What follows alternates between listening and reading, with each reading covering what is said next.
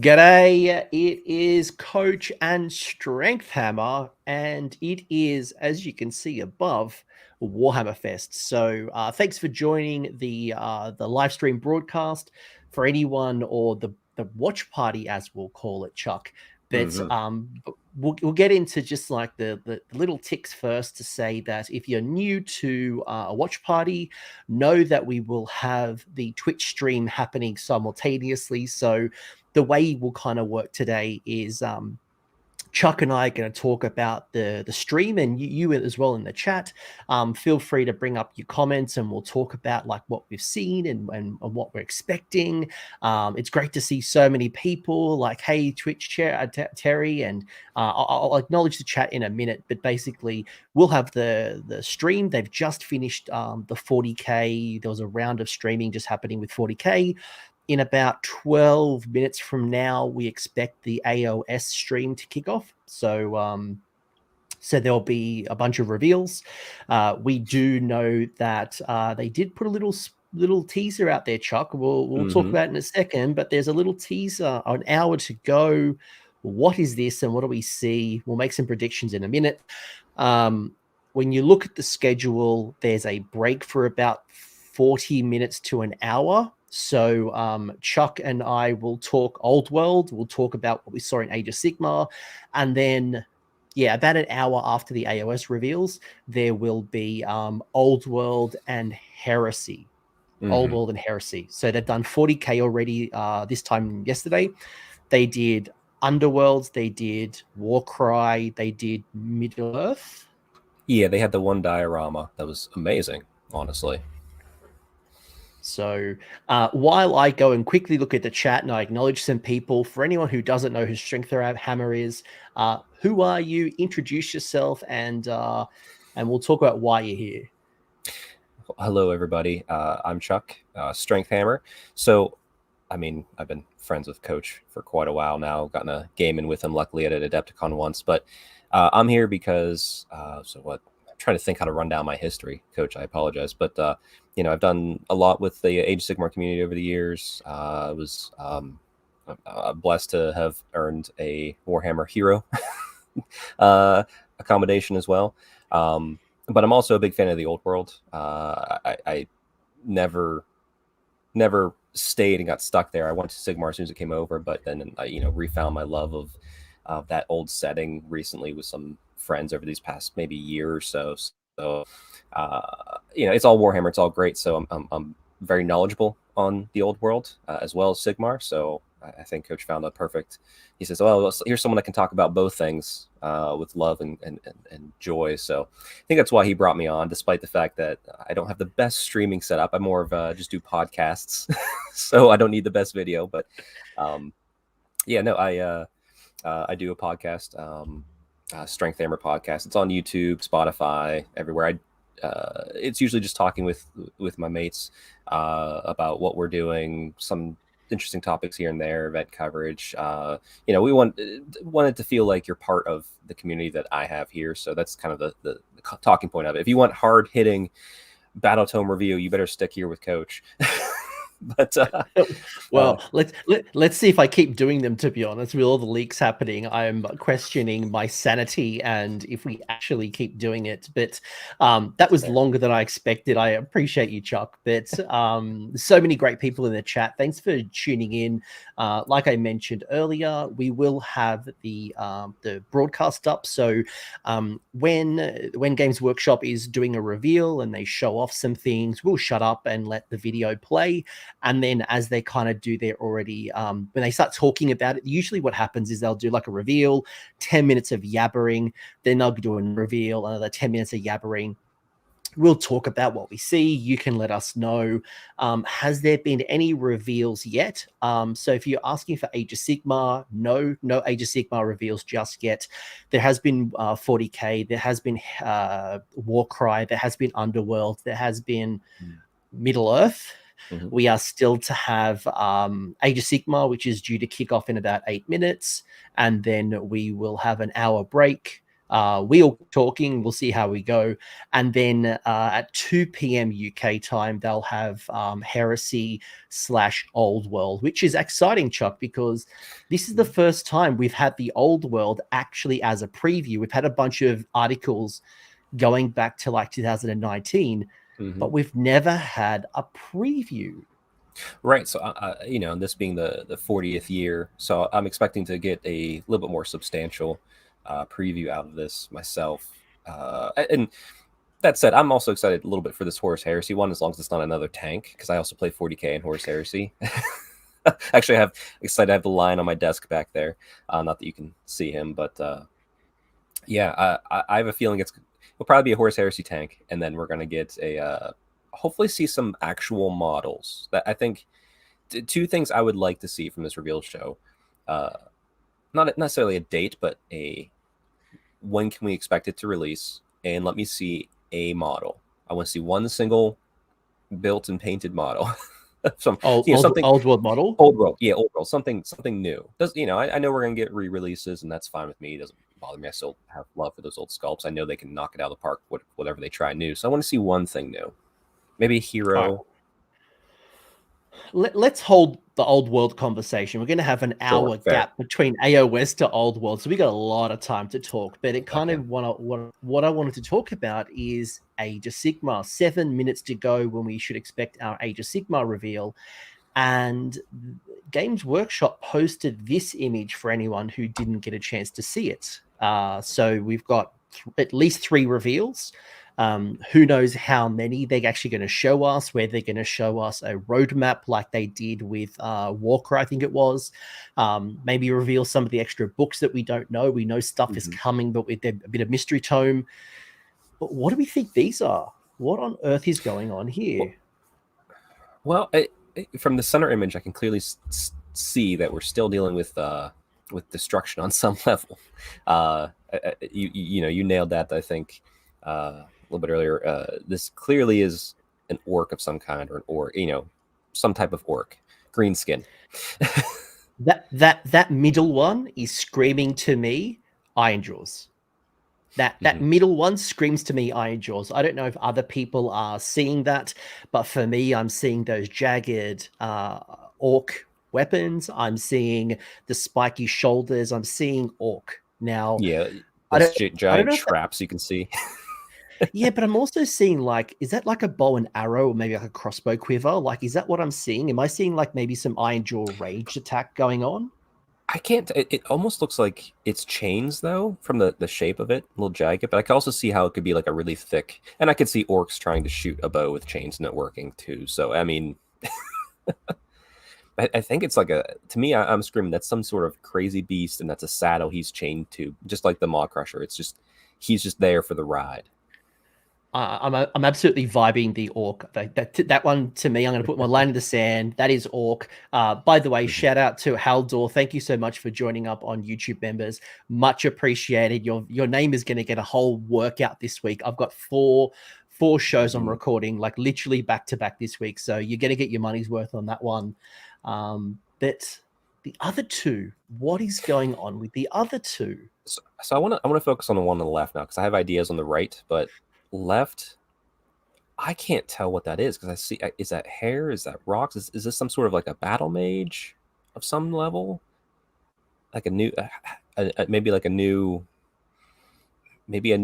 city's caster or hero of some sort. It's a really weird silhouette. Like I want to say, like, is that a shield or a pole arm? But I can't really tell what the pose is. So I'm really curious to see what that one is. It's almost like on a tactical rock. That left one is like, is it like the first thing that came to my mind was Lumineth on those rocks, and I'm like, well, maybe it's not Lumineth, but maybe it's a hero of some description. It's a bit weird. Like initially, I look at the head and I'm like, is that like a Veer-Cross vampire? But I would have imagined that would have happened with the Soul Black Gravelord's book. Yeah, that's why I'm thinking, like, what's left to come out, and what could it be? And it doesn't feel super bestial. It feels more orderly, for back of, not trying to be like a pun on that, but it feels more orderly. That's why I'm thinking maybe a new hero type figure for Cities of Sigmar that I just can't make out what it is. Like, is it a All ranged? right, Is it a caster? I got two people back to back saying War Priest. So, Oh, are here we the go. Dawnbringer Crusades, which might be more religious based Cult of Sigmar type of models, are they going to be Warrior Priests? We haven't seen those around for a while. So maybe on that bottom right hand side from you're looking at the image, maybe he's just casually carrying a hammer. Like that's clearly like a hammer shaft and like the squared shape. Maybe it is a hammer. Could be a warrior priest. Yeah. I'm digging that. Yeah. All right. All right. I'm happy to settle there at the moment. What on earth is the right? To me, at first I thought like, oh, that's a giant horn. I don't think that's a horn. I think that's like a giant plume. I think this is, and it could go either way, Old World or Age of Sigmar. It could be a new mounted hero model. You know, Well, this clearly isn't it's some sort of steed. Well, it's an Age of Sigmar preview here, so That's there's true. no That's true. indication this is Old World. I'm almost willing to say what Paul said. Is this a third Lumineth temple about to be unlocked? Are we about to see more Lumineth? I, as an elf fan, would love that. Absolutely love that. But you're right. You're right. Being a Warhammer, they rarely screw up stuff like that. So you're right. It's got to be for Sigmar somehow, some way. Yeah, look, I've got Feck. What are people? Kragnos's brother, maybe. Like, there's so much. Like, I think this. I see a horse, but I'm like, Age of Sigmar has an allergy to horses. So is it something else? Unless you're an elf, all the elves have horses. Matt asking, is this the new Tyrion? I feel like Tyrion would be more fantastical than a horse thing. Yeah, he would. As much as I think we all love his mount from the Old World, I don't think that mount's going to port over into the new setting. Archeon's got to glow up. Everyone else is getting new. And not to mention, I think Martin Orlando called this out long ago. If you look at the Lumineth banner bearer hero, there's a split, and it shows the two sides of the Lumineth. You can clearly see one that looks like Teclis with Selnar, and the other side looks like, you would assume, has to be Tyrion, but there's more of like a Phoenix Dragon mount. So I have a feeling that might be what we see Tyrion riding. But that's a speculation from a model that, who knows, the whims of the designers could change that wholesale at any moment. But I know we're not talking about this particular model, but I think Aussie, if I was predicting something we might see in this particular reveal, I almost feel like with the new General's Handbook coming up, are we going to see another incarnate? And is the incarnate of horse thing? Probably not, but will we see an incarnate? Maybe. Let me throw you a curveball. What if it's horse pirates? We always wanted like the vampires. We wanted the ghost pirates. Now we have horse pirates. Horses that just have pirates riding them. Look, I'm all in for pirate horses. If that's how the mortal realm shapes up, it could. Yeah, look, I think there's definitely an incarnate coming. Whether it's these three, or maybe it's something completely different. I do think, like Twitchy Terry, I reckon we are going to see some incarnate probably in the next 6 months. Would not surprise me. See a dwarf leaping with 2 hammers. Okay. All right. Oh, okay. All right. Oh, I see the second hammer now. Okay. So we just, by the way, folks, we still haven't got any live stream just yet. So this is Twitch, by the way, just for anyone who's freaking out, wondering if we're going to do it. Twitch is coming. The preview is coming as soon as they start. They usually waffle on for a couple of minutes like we kind of are, but there they are. Hello. There they are. They're at Warhammer Fest. No reveals just yet. They'll warm up the crowd. We'll give them a couple of minutes.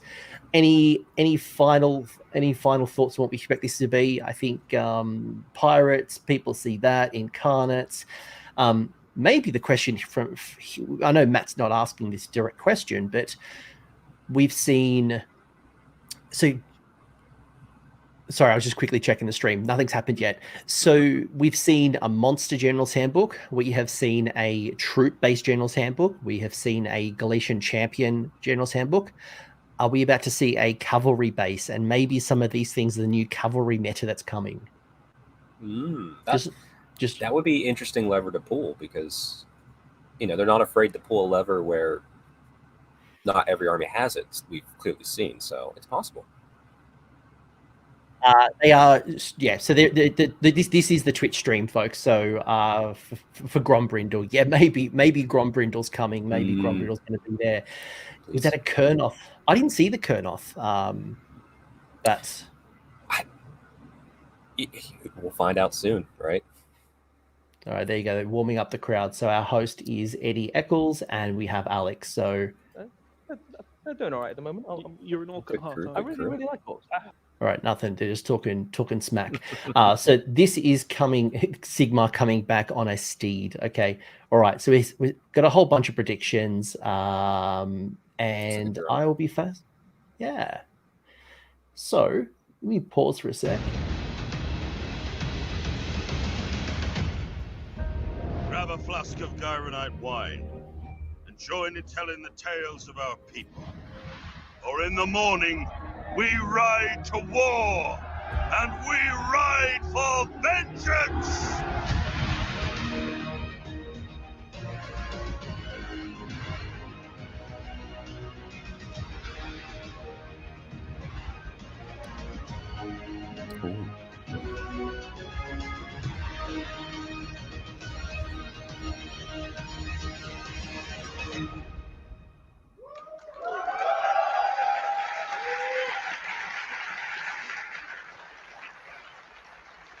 These are the Cities of Sigmar Free Guild Cavaliers. We've had a little look at some of the infantry on their way for the Cities of Sigmar, and this is their heavy cavalry. Alex, what do we know about Free Guild Cavaliers?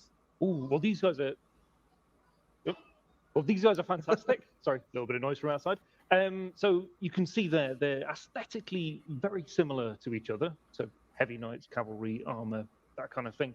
But they're each individual. The different heraldry, there's very different styles. You can see from the helmets there that these guys, they come from different parts of the mortal realms, different cities, and they've all been gathered for a purpose.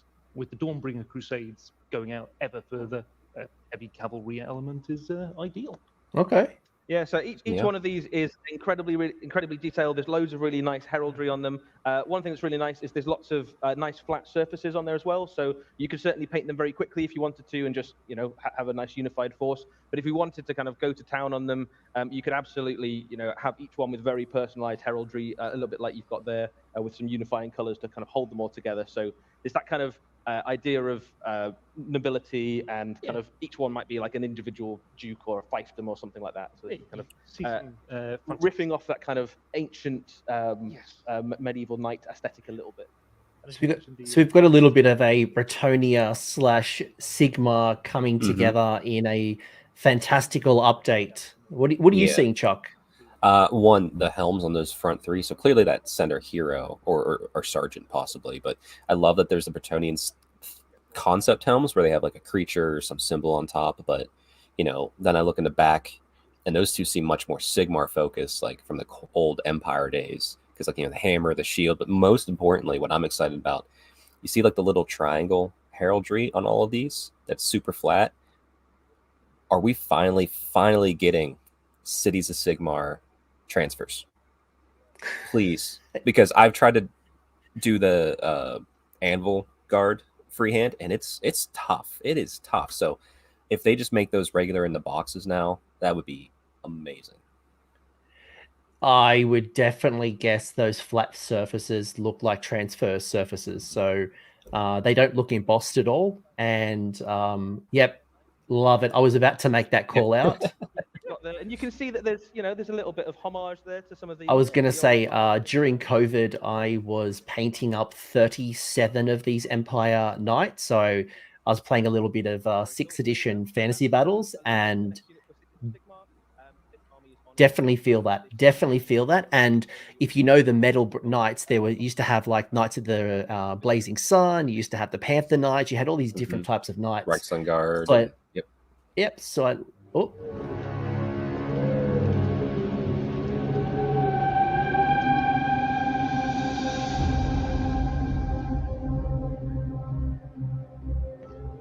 It has been many months since the Twin Crusades set out from Hammerhal, With their gold filled with faith in chanting God. only the faithful. There, what do those born behind call them? No offense. Only those. But these are the dregs of society. Thieves and murderers. Into the blazing heat of action and the impenetrable jungle. Cursed from the very beginning. Tribes abandoned by Sigmar still live. Out where we might claim No one said this campaign would be easy, where the horrors lie. but none expected this hard. Witches, this is just the beginning. Worse, we shall harry them. Tell them to march on. We are Sigmar's chosen warriors, and even we For the dark gods demand Saturn light to the darkness.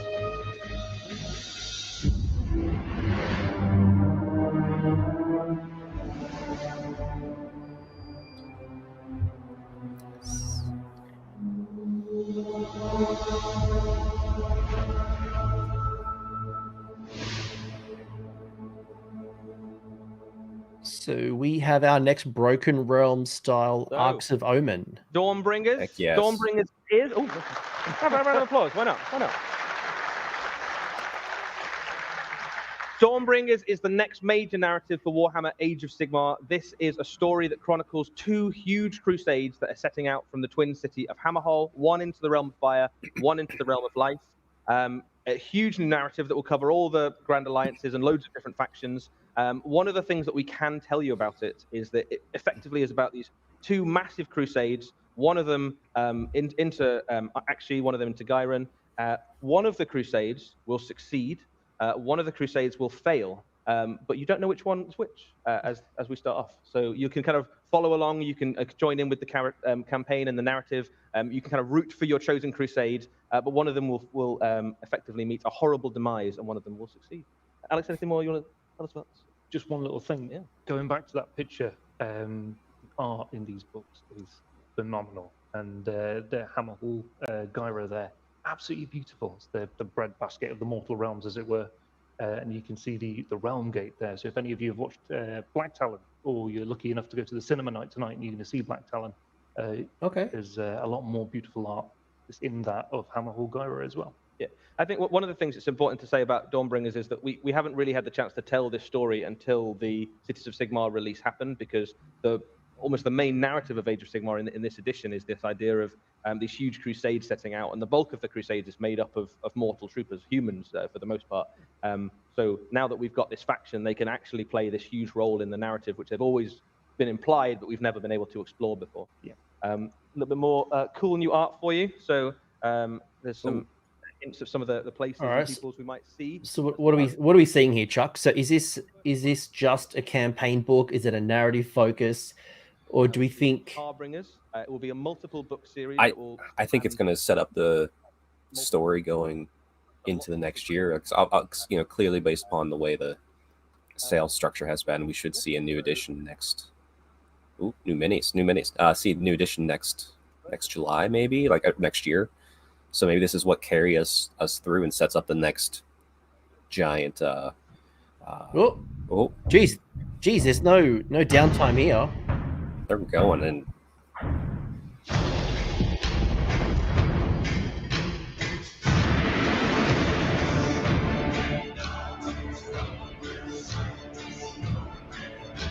What? We're getting rips. Remote X. What? Oh, there we go. Okay. What on earth? That music, though. There's our tactical rock. There's our Yep. hammer. There's our dwarf. I don't know who called it, but you called it, chat. Someone called it.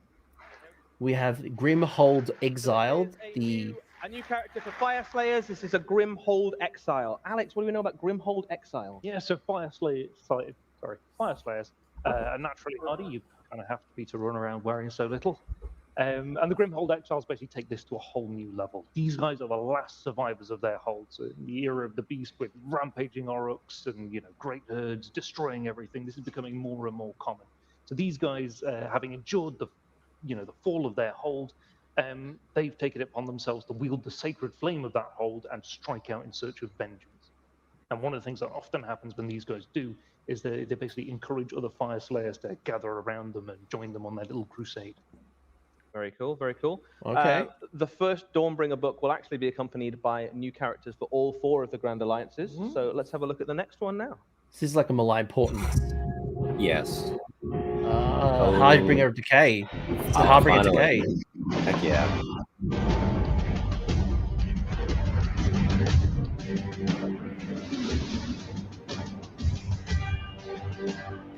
Oh my god, that's so sick. It's amazing. A long time coming. Yeah.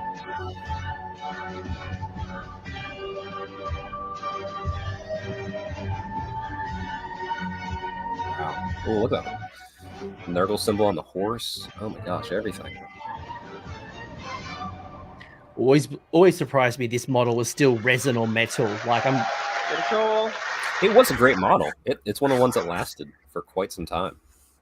All right, so Is the Harbinger of Decay. This is for the Mannequin. okay, so while they're talking, we know this model. It's just been updated. So just to really recap, we've got a bunch of narrative books coming. It sounds like it is very much like Arcs of Omen / Broken Realms / back in, I think, was it first edition moving into second edition, we had Malign Portents, which was before Malign Sorcery. And in the Malign Portents, which was about Nagash and all this stuff that was happening, there were 4 heralds, 1 of each. So there was the Fungoid Cave Shaman, there was like the Lord Ordinator. There was the War Chief. The War Queen. And there was the Knight of Shrouds. Yes. So it sounds like they're rinse and repeating the concept. So we know there's the Fire, Slayer, Order avatar. We now have this Harbinger of Decay. Notice it says Lethis on the sign down there. Isn't that the Death City of Sigmar?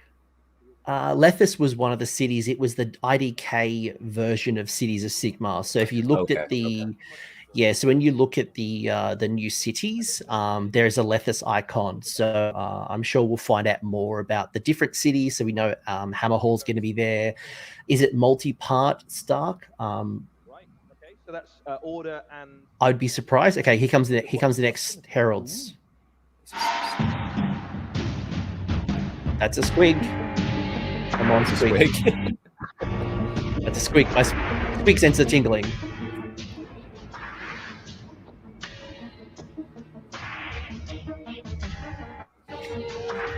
Oh, Squig Bats.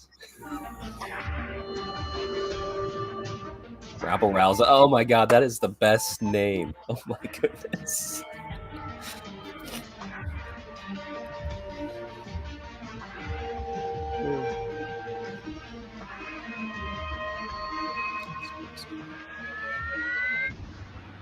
Okay, that's cool.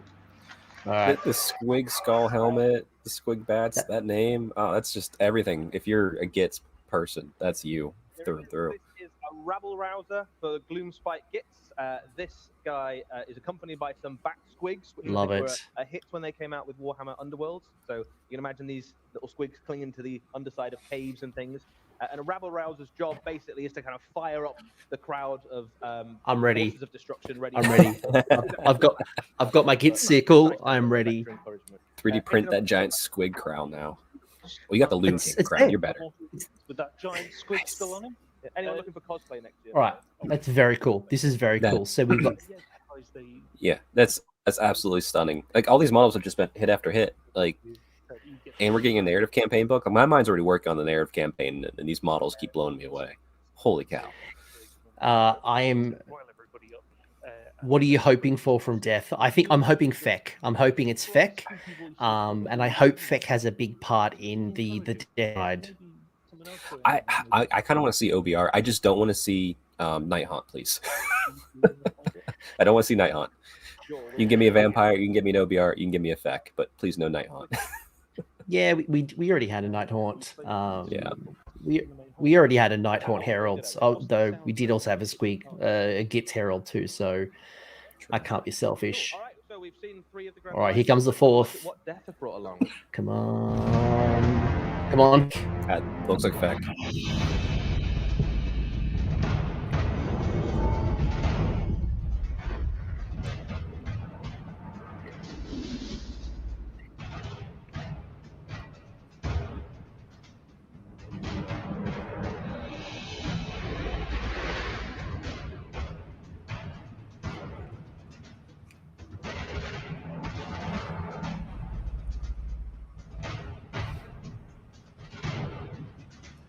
Okay, Little bone basket back there.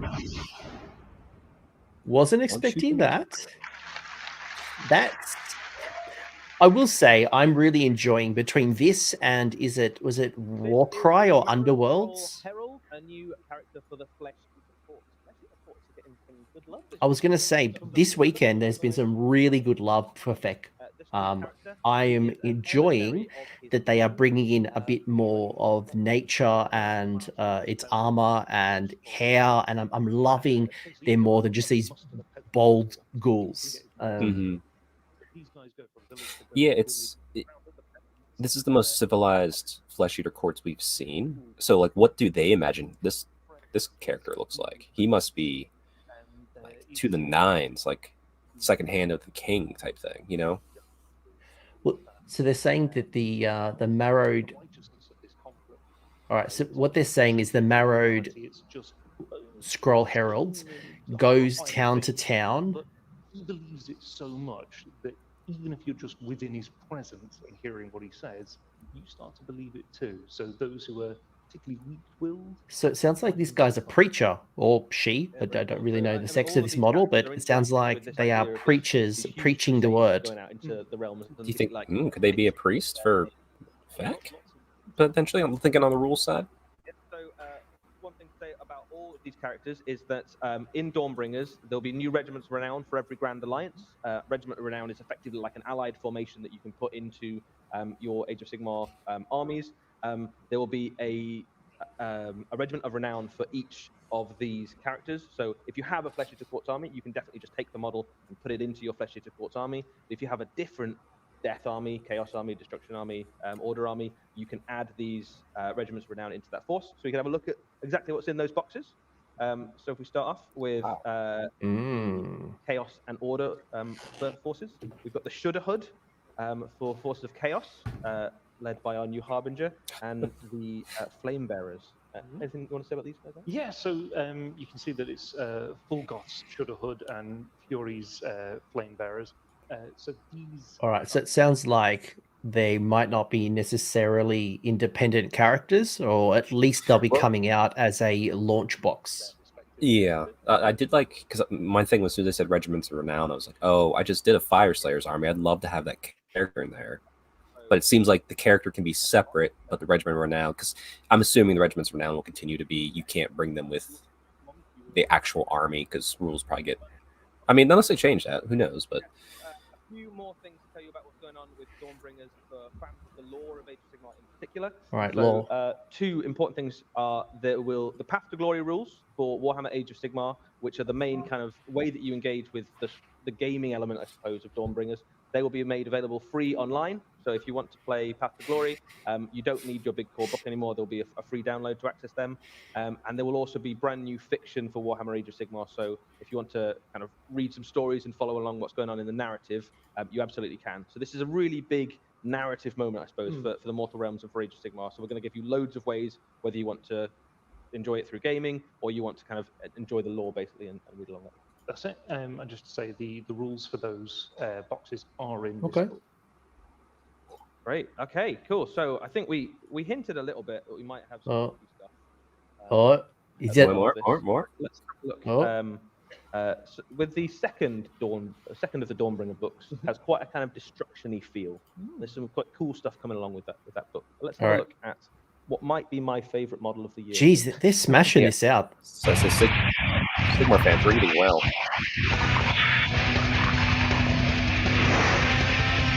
Coming this year to the Superdome! Giant Monster! Action!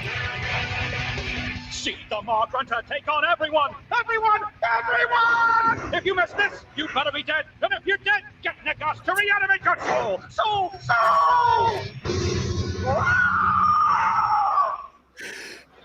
What the hell was that?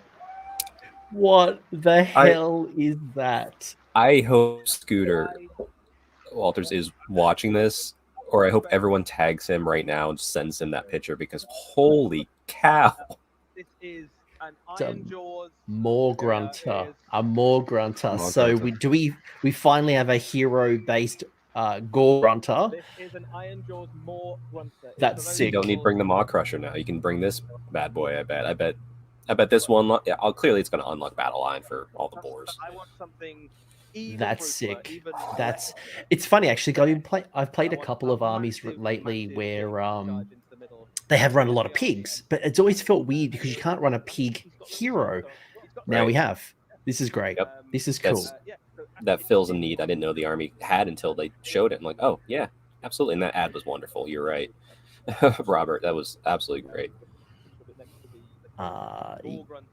Yeah, this is cool. This is a big pig, and it's so big you can notice that it's got multiple Iron Jaws on it. So this is like Marshcaller Slogoth / Frostlord on Stonehorn kind of size. Like this is massive. 3 orcs riding it. So a few things to note about this. This will be a multi-option kit. Multi-option So there are a few kit? different ways to assemble this. Multi-option? If you really like pigs. You can build Maybe it in named the- variant. So you can have characters on it. You can have it as like a monster unit option. You can lean very heavily into a kind of piggy theme, a kind of grunter theme for your Iron Jaws. So if you just want lots of cavalry backed up by some big pig monsters, you can absolutely do that. Very Cool. Pretty cool. Yeah. Might be my favorite model. All right, so it's multi-option. You can do a hero, no hero. As Ozzy's mentioning, it's like a living Cool. chariot. Okay, Yeah, well, I love it. So that's the models we've got to show you today. We do have a bit of a roadmap. All right. Roadmap. All right. All right, here comes roadmaps. So let's take a look at what's on the horizon.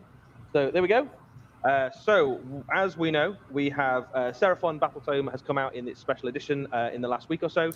Summer? We have Harbingers, book 1 of the Dawnbringer series is on its way very, very soon. And we have a new General Handbook, which will be hitting in summer as well. So all of those releases in summer are only a few weeks away.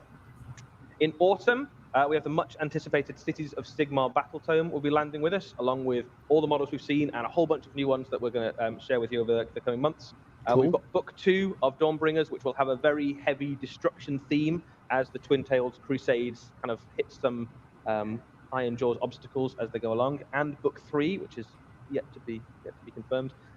We have another Battle Tome on its way in winter, and book 4 of Dawnbringers alongside it. Some Do we think the book is going to be FEC, so we know there's a battle tome coming? Is that a FEC battle tome, or do you think the Dawnbringer series will touch on every Grand Alliance and will have Okay.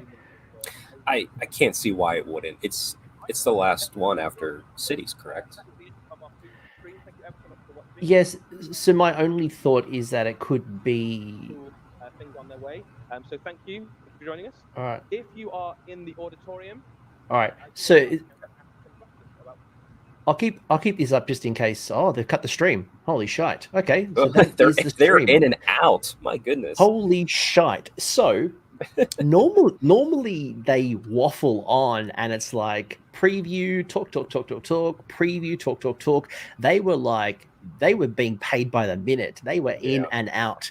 So we'll get up the preview. So Warhammer Community, by the way, will have all of the articles up. So I'll bring it up and in about 60 minutes, 90 minutes, holy shite, Chuck. We'll have the old world. We have the old world and Heresy coming up as well. So what I was going to ask you about that battle tome. So we know there's a battle tome coming, an unannounced battle tome. Flesh Eater Courts is the only one that hasn't been released, but I'm not so sure it's FEC. I'm not so sure. Do you think it could be like I know, like one in the chat earlier said, possibly another Incarnate? Do you think it could be that, or do you think it could be just another army book ahead of FEC and then? I worry that it's an army book about Barfek, and what my worry is this, right? So we heard Matt Rose, the one of the heads of Age of Sigmar, who does like the meta watches and things like that, talk about the Stormcast Eternals, and they talk about the internal balance, like 33% usage of the battle tome. Makes me wonder, is Stormcast going to get an update, or are they just going to update them through this Broken Realm style narrative book? I'm actually kind of shocked, not to take away from the topic of what that tome could be, but the fact that we're getting the first of that tome in summer and then 2 in autumn, like that's quick, because usually, you know, you get to the end cycle of a edition and you get these books coming out, things get a little wonky, like, and everyone's like, that's fine, it's some things be a little crazy, not too crazy, but I don't know, because I never see the end cycle of the edition for these books being the balancing books. I see them as fun without really ruining the system. So I still want I want to have hope. I'm going to have hope for all, even though I'm not a death player in any way other than the Tomb King's army I have. I have hope that it's Feck, because there's that new hero with the narrative coming out with that Regiment of Renown. So I have a feeling it should be Feck. Do I hope it's Feck? Yes. Do I think it's going to be Feck? I'm not so sure. So what have we got in the chat here? Did we get a new faction this edition? No. So there's no. Well, Crew Boys. Sorry. This edition, yeah. Sorry, this edition, yeah, we had the Crew Boys. Here's a good question from King Monkey. Will Dawnbringers be a mini faction update? What's your prediction? Because I have been very aggressive in thinking that the old Empire models are going to be retired, put into Old World, and this is going to be a relaunch of the entire Cities of Sigmar. What are your thoughts? I could see it being a bit more of a split. I think all the humans, because having painted up a few humans for my city's army, which is a mixed dwarf, elf, a human style army, when I did those kits, with the exception of the some of the Empire heroes, I would say all the humans, they're definitely dated at this point. They need to be redone, and it looks like that's what the effort's been. But if I look at the Depossessed and the Dark Elf and the High Elf and the Wood Elf kits are there, the ones that they left behind and didn't cut already into this Sigmar world still look good, still look pretty fresh. I would say maybe some of the battle line for like the Dark Elves are probably the ones that's a little bit, but they're still not too bad. Like building them up, they still feel like almost modern kits. By the way, I'm just refreshing Warhammer Community. They haven't updated anything yet, so I'm waiting to see these reveals, and we can bring it on screen and talk a little bit more. But you're right in regards to the humans, because a lot of the talk so far about the Cities of Sigmar / Dawnbringers has all been human orientated, and the previews are humans. They have not indicated whatsoever what they're doing with the Dark Elves, quote unquote, the dwarves. They haven't, the High Elves, like they haven't talked about the Phoenix Guard or the Phoenixes or the Iron Drakes that have, like Sisters of the Thorn, Wild Riders, yeah. And maybe here's my prediction: maybe the Army Central is going to be focused around the humans, and then we know there's a whole bunch of cities. Each city has got a difference, right? So maybe each of those cities will be the blend of that other race. You know, Lethis has IDK, I believe it is. Greywater could be the dwarf build. You've got, you'll have something in Gairan, which will be the Wanderers build. You'll have different builds for different cities. Like the Phoenician was meant to be the High Elf or the like that build. Yeah, and typically we've always seen Stormcast be prevalent in all of them. But with the Dawnbringer Crusade, we might start seeing cities that don't have any influence from Stormcast, possibly. That would be kind of exciting, like a new sub-faction. I'd be down for that. Because I love Stormcast, but, seeing humans survive without Stormcast is a very different experience than they're surviving with Stormcast around. Yeah, it's absolutely fascinating. And I'll come to the questions in a minute. So if you got a question or you got a thought, like pop them in the chat. I'm just furiously refreshing Warhammer Community. There is nothing yet on the site. So as soon as something's on the site, I can show it off and go, cool, this is kind of what we know and this is what we see, and we can spin the models around and we can check more things out. But that's not updated yet. But I'm hoping that they won't be an ally reliant. Yeah. Look, you gonna say something? Yeah, I have a feeling with this new book that they're going to be less ally reliant, because the one thing that gets kind of tiresome with the cities in its current past couple states is that, like Caradron was better as an ally in cities than it was in its own book. I don't want to see that. I want to see cities just be cities. I do want to see the mixed cosmopolitan style mixing of the dwarves, elves, and humans, but I want it to be able to stand on its own more than anything else. All right, so one of the articles are up, so we can kind of go through a little bit. But before we do that, has the stream crashed or are they done? So what they've done is they've ended the stream. So they did 30 minutes of previews by the looks of it. At Warhammer Fest, it's scheduled for an hour. So what I can only imagine is the next half an hour offline is a Q&A that happens. So if you've ever been to like Adepticon or LVO or any type of thing where they do this live, there's always a portion where the audience can ask questions. So I imagine that the next half an hour is just going to be them answering questions. Often, Chuck, I don't know what your experience is, but they don't tell you much. Like people go, what's happening to Bretonia? Where's the Tomb Kings? Like, and they'll ask questions that like Games Workshop are never ready to talk about. So right. Yeah, I think I have heard on occasion them give some great insight, but I think the problem is most people that are asking questions aren't asking the right questions. Like, you're not going to get a release date ever. You're not going to get any insight. But like, oh, why was this design choice made? They might have an anecdote that's okay to say. What are you thinking about? Like, how are they going to fit in the meta? They might actually tell you. That's not necessarily revealing much by saying like, oh, well, there's going to be multiple variants. There could be the Alpha Charge. There could be the Deep Strike list. And you're like, oh, Deep Striking cities. I've never really thought about that. You got to ask the right questions at these events and. But generally speaking, people would just want to know, when's my army coming and getting this? And it's like, I don't know, right? I can't tell you anyway. How come you gave Daughters of Cain battle tactics that gave them 3 points when they had to do multiple? Like this is not the time. Well, you can ask me that. You can ask me that. I'll give you that answer because that's my fault. No, I'm kidding. They're the questions that people ask. All right. So what do we see? So, and Star mentioning, I really hope Demi, Griff Knights, and Pistoliers are still a part of cities. Me too. If I was making a wild guess, I could definitely see Demigriff staying. They definitely feel more Age of Sigmar. Pistoliers and Outriders are definitely more Empire from the olden days, and they're probably like a 50-50 shot. I wouldn't be confident saying yes or no they'll still be there. Yeah, and it's hard to tell unless we saw they're essentially a new version with these, which I don't see any guns on these. You can't know for certain. But I that said, these sculpts are amazing. I don't know, will the Demigriff Knights stand up next to these on the table as far as looks? Because these look amazing. But if there's spare parts and it looks like this is going to be a multiple option kit, what's not to say you can't kit bash with the Demigriffs and these models? And I don't know. Yeah, no, I mean, absolutely, yeah. A hobbyist to kit bash could blend the whole army, no problem.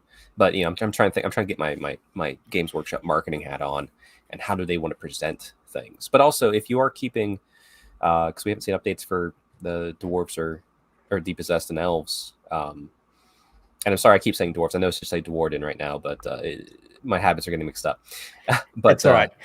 In like half an hour to an hour's time, we'll have to go back to I was doing some research today, and I'm like reading Lizardmen. I'm like, I'm gonna struggle because I'm gonna call them Seraphon. And some old worldians are gonna get angry at me. Yep. By the way, I'm still an old worldian, but I'm digging these new kits. Like, this is the Battle Standard Bearer. It's back. Like this screams to me Battle Standard Bearer, and I hope the BSB does some pretty sweet things. Yeah, the two things I missed early on in the time of Age of Sigmar was I miss like those sub characters the most, like the BSBs, those like lesser named heroes, which is why like I've made Terathi, you've made Barathi, like those sub characters. I know there's the main character. I know here's Teclis, here's Marathi. That's great, but what about like the smaller ones who are still useful that I can attach to, that maybe are like not the CEOs. They're the ones working on the floor. Like I want to know what their life's like, and BSBs especially, and seeing more armies get them back in the form of some sort of hero has been fun. Yeah, I'm really liking the options. Look at whether it's the headdresses, you can see there are different types of headdresses. And by the way, Corbin, I agree with you. I want to see cities stand on their own. Yes, you can, and hopefully keep the 1 in 4 coalition. I like coalition. I think it makes sense in Cities of Sigmar. But at the same time, I want this to be a standalone faction that doesn't need to rely on allies.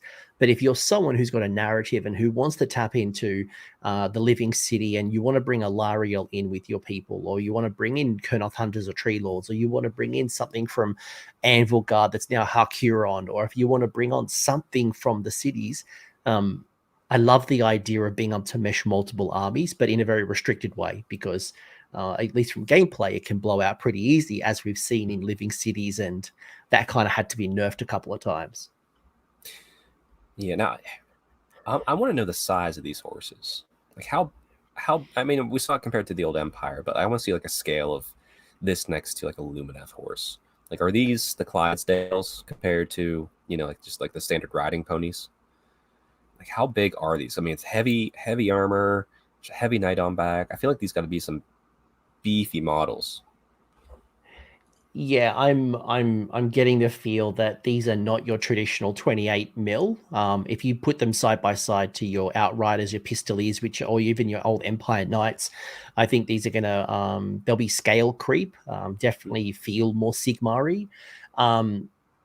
So it seems like we're not getting another Seasons of War book anymore. Well, we saw the Dawnbringers, and there's four Dawnbringer books coming.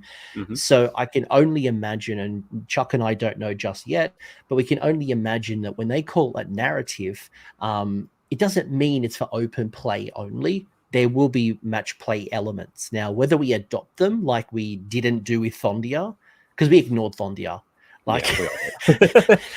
There was battle plans, there was rules. We just took the incarnate and then went on our merry ways. Given that there's going to be multiple books, I don't know. What's your take?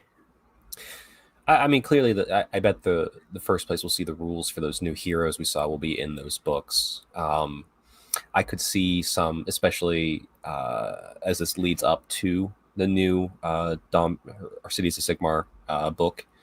Maybe we'll see some like minor cities that get like some basic rules for them, because we saw that with like I forget, like during the Broken Realms. Like here's a city, kind of like loose rules. It's not as in depth. They weren't gonna win any grand tournaments, but they were fun and it allowed you to theme an army a different way. I have a feeling we might continue to see that, because if they decide to change up or drop city, I mean, let's be realistic. Harkonnen technically isn't a Cities of Sigmar right now. It's technically a city of Marathi. So like, maybe that will be left behind in something like it's in a supplement. But there could be a new Dawnbringer type rule set that is just for fun. And then you can eventually switch into a real city. So there's going to be stuff. I have a feeling we'll see it in the form of sub-faction and like heroes. So I'll get to the models in a second, but I'm just reading Matt's comment, which is a fascinating one. Will the Cities of Sigmar, in their quest to expand the realms on the name of Sigmar, are they going to awaken the next incarnate? Who knows? I mean, the last incarnate was based off the life energy from a Lariel going through Gur and awakening the Kronspine Peninsula. Look at me, 2+ tough coach. But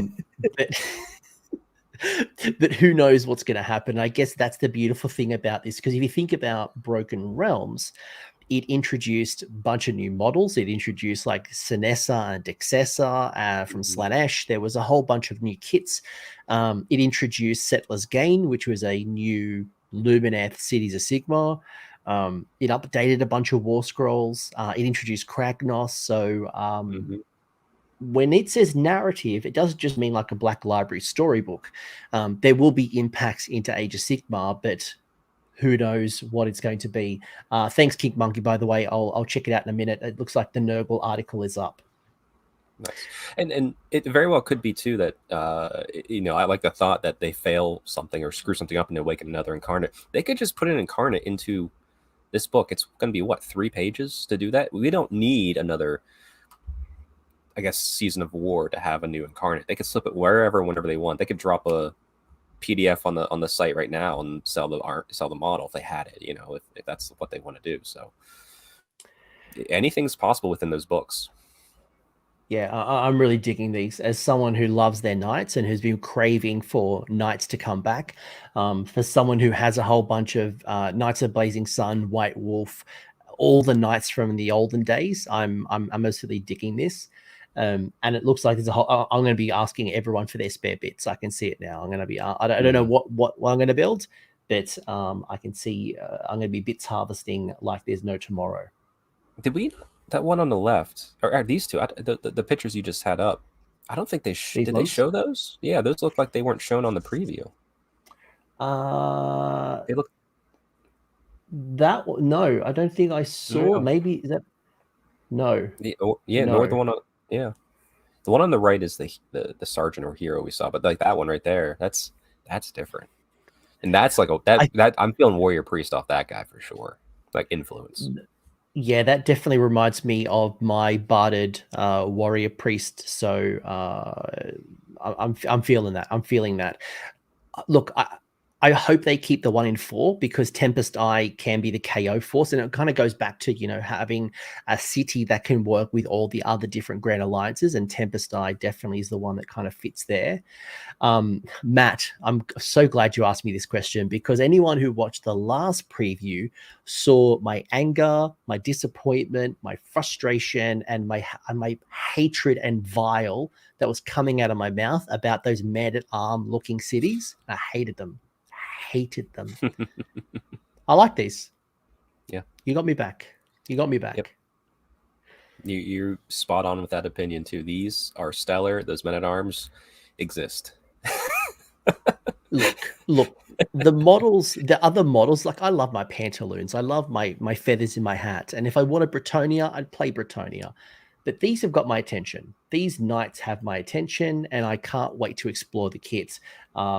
But let's come back to that in a minute. We'll see what else they've got up here. But so far, you like cities. You're liking what you see. I am very much liking what I see with these reveals. It's going to be hard not to want to fully update mine when it comes out, but it's also going to be it's hard not to want to buy just all these knights and hope there's a knight hero and I can just run all knights, all cav. But also that's a lot of painting. There's a lot of detail in those. I can't wait to see those models in Golden Demon in a year's time.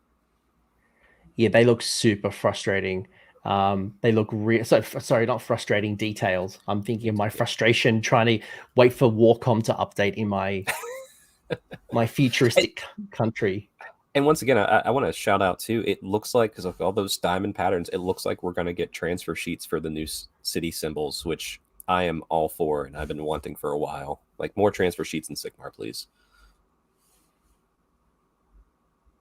All right, 40K. Who cares? Well, maybe people watching. I thought the Underworlds was interesting. Some new spooky ghosts if you're into your Night Haunt. I actually. There's the one model. It's the one with the sword swinging down.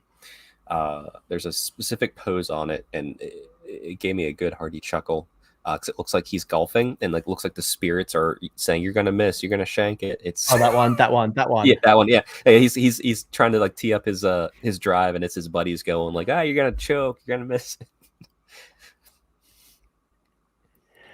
I saw that, and I had shades of Scriptor Mortis, and I'm like, oh no, the Scriptor Mortis that no one's using. I'm like, oh no, they've reboxed it, but no, it's something a little different, maybe a bit more useful.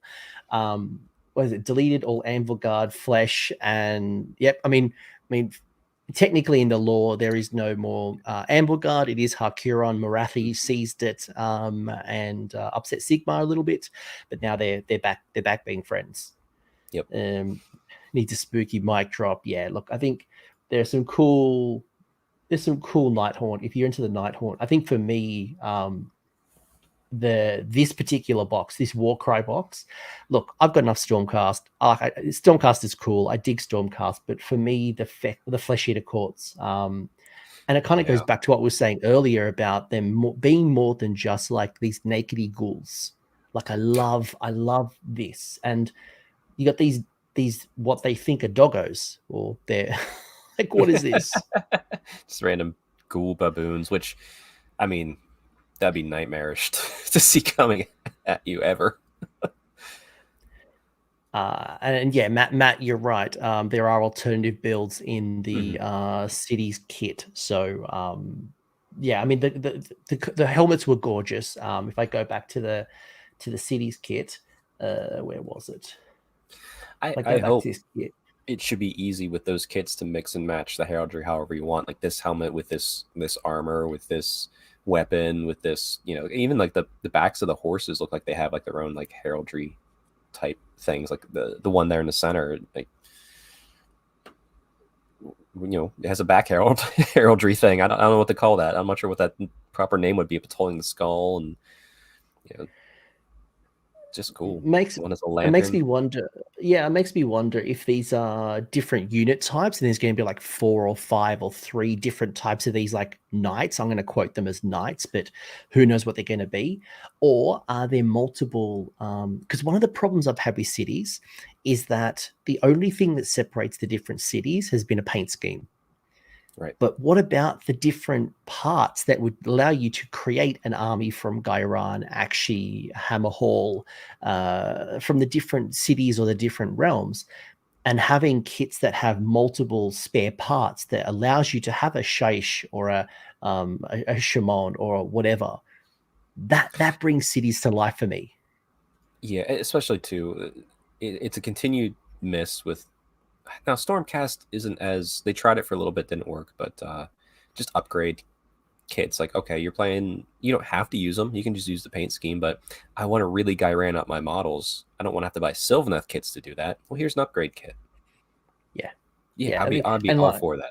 A few shields. Doesn't have to be a ton of things, too. It could be like 2 small sprues, and I'd be thrilled with it. And you know what? As... who was it? Matt? I think it was Matt. Someone said that...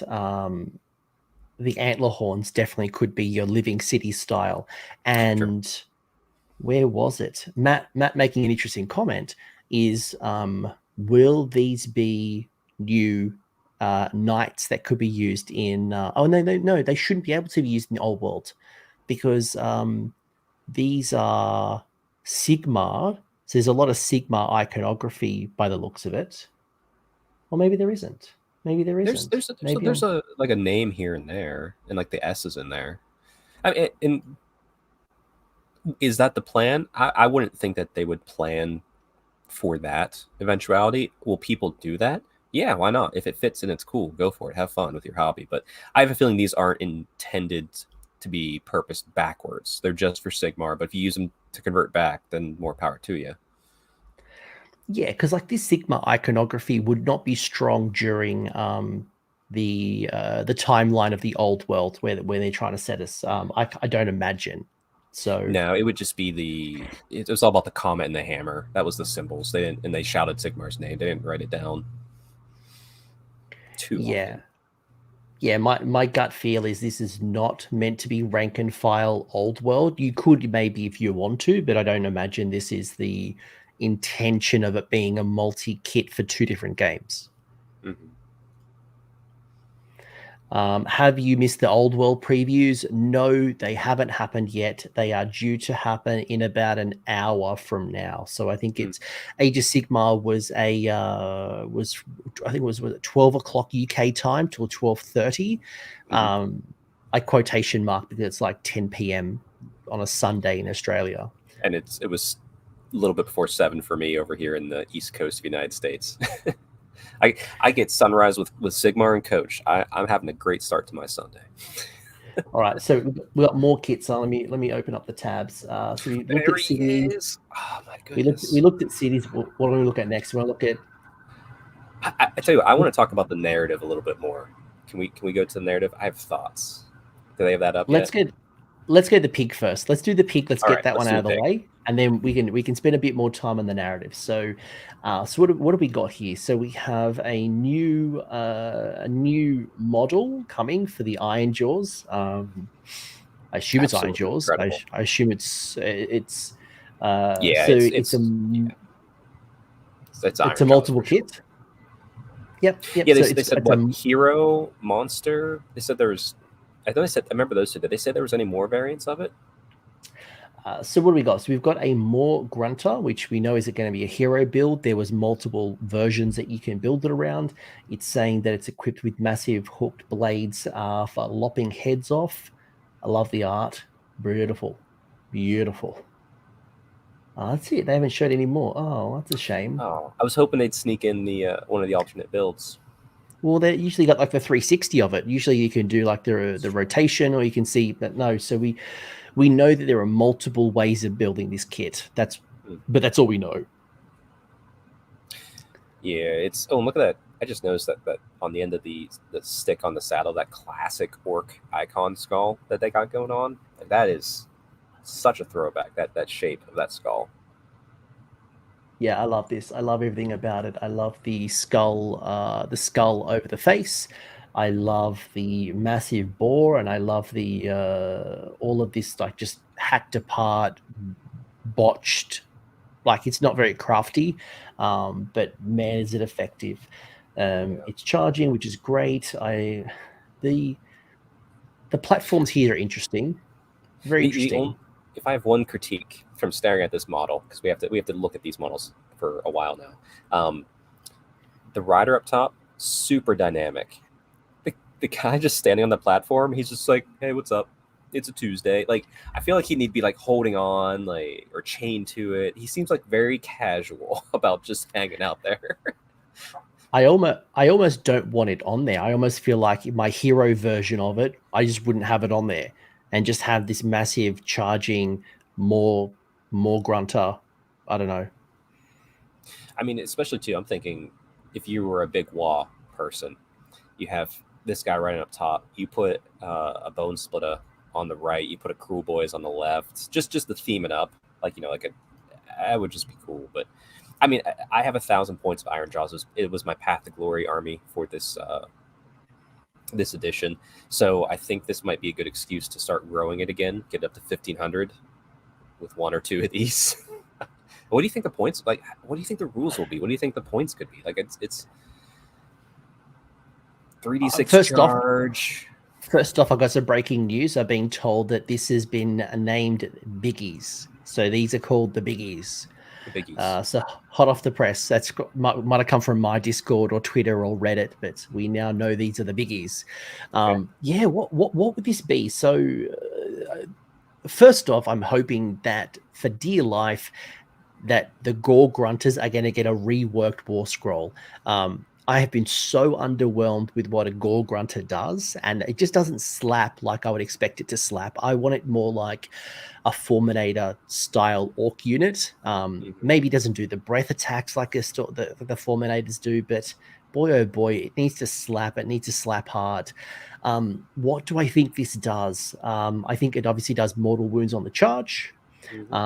I could see this being a model that is like a Stonehorn, where you can finish a charge and a monstrous rampage, you kind of clear through and break the line and get into something else. Do you think it would have its own monstrous rampage, like its own specific version? Yeah, that, or what I just mentioned about the Iron Jaws. I could see so the Frostlord on Stonehorn one, where you can, after you've completed a charge, you can, as a monstrous rampage, move 3d6 and as if you fly. Oh yeah, because it would jump over lines of infantry. I could see this charging 3d6, and I could see Piggies wholly within 12 can also get like a bonus to the charge, or can re-roll their charge maybe. Like I could, something simple, nothing too extreme. Yeah, it feels like this wants to charge, right? So whether it's in a plus X to the charge, whether it is everyone re-rolls, whether it is maybe it does mortal wounds. It seems like GW love mortal wounds on the charge. So because Gore Grunters don't do mortals on the charge, do they? Oh, it's been a while since I pulled them out. I don't think so. No, I don't think they do. Yeah, because it's always the Maw Crusher you got to be afraid of on that. Yeah. Maybe they do mortals or wounds on the charge, like yeah. I don't know. I mean, heck, I'm thinking, heck, this could be like, hey, all piggies get -1 random +1 damage on the charge, like in addition to. There we go. I've just seen another cracking name, the notorious PIG. PIG. I love that. I love that. Sign me up. Okay, well, since people here are clearly in the Iron Jaws chat, so if you have 1 or 2 of these in your list and nothing but pigs, can we call them the piggy smalls then? Because you got the big one, you got the small ones. Can we get that list out there? Yeah. Yes. Yeah, we can. I think look, I think it depends on what they do with Gore Grunters. I think whether it is mortals on the charge, extra rend on the charge, whether it's extra attacks on the charge, whether it is easier to hit and wound on the charge. I feels like this thing wants to be ABC, always be charging. So how they do it, what they do it. Is this the new Beasts of Chaos Razor Gore? I think this model is definitely too big for a Razor Gore, but you do you. It'd be a great kit, but the Razor Gore, when you look at the kit, it's such a small model, and this, considering how many orcs are on top of it, this is telling me what? It's minimum 90 mil base, a 90 mil oval minimum. This is big. Yeah, because that's a war boss size orc on top there, and they're on what 50? This is Stonehorn level size. This is big. Yeah. This is big. This is maybe not as big as Stonehorn. That I think it's on a 130. Doom of Darkness. Hey, welcome. Hey, what is this? This is a new hero that's coming out. Well, it's actually a multiple kit, so you can make it a hero or a non-hero version. We don't know the rules, but it is the Maw Grunter. So this is coming up sometime in the new narrative campaign. Narrative, because it will work with we assume it's going to work as well. They do on a 2+. Okay, cool. So they do mortals on the charge. Okay, cool. No, that's good. I think mostly because I just charge them all the time. Sorry, Brett. You were the last person I played, and I charged you the whole time, so you didn't get to do your mortals. So. Oh man, I hope these just give a buff to the smaller piggies. You know, just like just a holy within, man. Brett's saying 1 mortal wound on a 2+ within 1 inch. That's hot garbage. That's not like that's like you might as well not bother, right? Like, okay, one mortal wound. Good. You know what's more scary than that? Slanesh Temptation dice. I just did that for last weekend. That's more scary than that. And I fell in love with that mechanic. I had to eat a lot of words on the Slanesh book personally.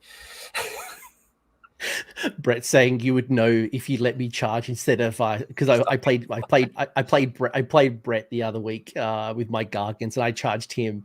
So that's probably why I don't remember the mortals, because I didn't the Baconator. Ooh, I like that one. I liked Ham Slamage. That was pretty good. All right.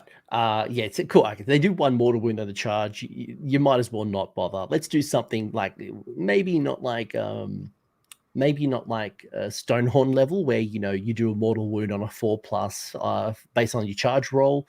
But let's do something better than 1 mortal wound for a 2-up. Wow. All right. Anything else you want to talk about with the more? I keep trying to say Maw Crusher, but it's not. It's a Maw Grunter. Maw Grunter. Take the Maw Crusher and just move it outside your brain. We don't need it anymore. Now we have the Maw Grunter. Can I stick a Wargog on a Maw Grunter? I hope not. I hope not, Aussie. Aussie is one of my locals, and he terrorizes me with his Wargog Prophet. I think one time he stared off 2 dragons in one go. Like, he's got the most cooked dice when it comes to the Wargog Prophet. Oh, that's good. Chariot base 120 by 90. I could see that. Yeah. Yeah, I think it's around that size. Maybe a size smaller, but I think it's around that size. Cool. Do we think get more gore crushes down the line? I don't know. All right, let's get to the narrative. Oh, just closed Yes. it. Oh no. I'm a potato. All right. Oh. So we've seen Dawnbringer Crusades, bunch of new models coming. We've seen the more Grunter, which is the new model for Iron Jaws.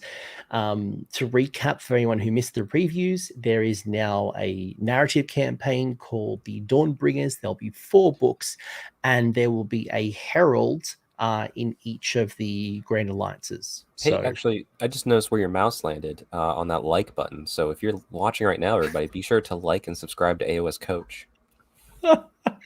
oh, you're too good. You're too good for this. Yeah, King Monkey 105 or 120 is kind of where I think it would be. Yeah, I agree.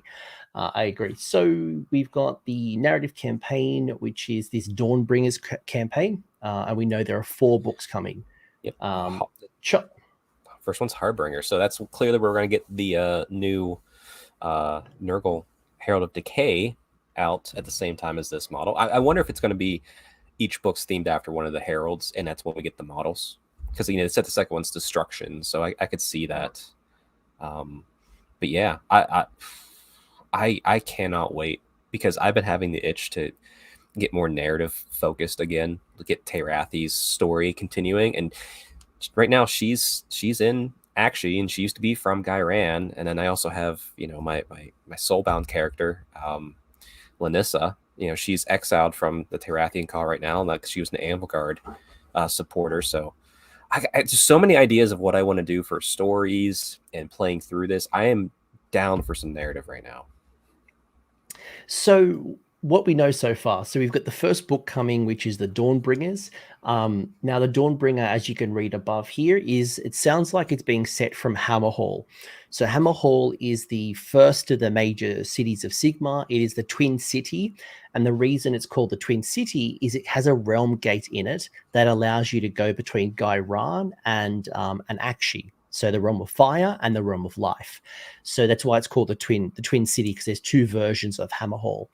And just reading this snippet and this snippet alone, I don't have this book. I'm not trying to leak you any rules. Don't put me on 4chan or whatever. But what I'm reading here is this sounds like this is the starting point, and the cities of Sigmar are going forth. They're going on their crusade.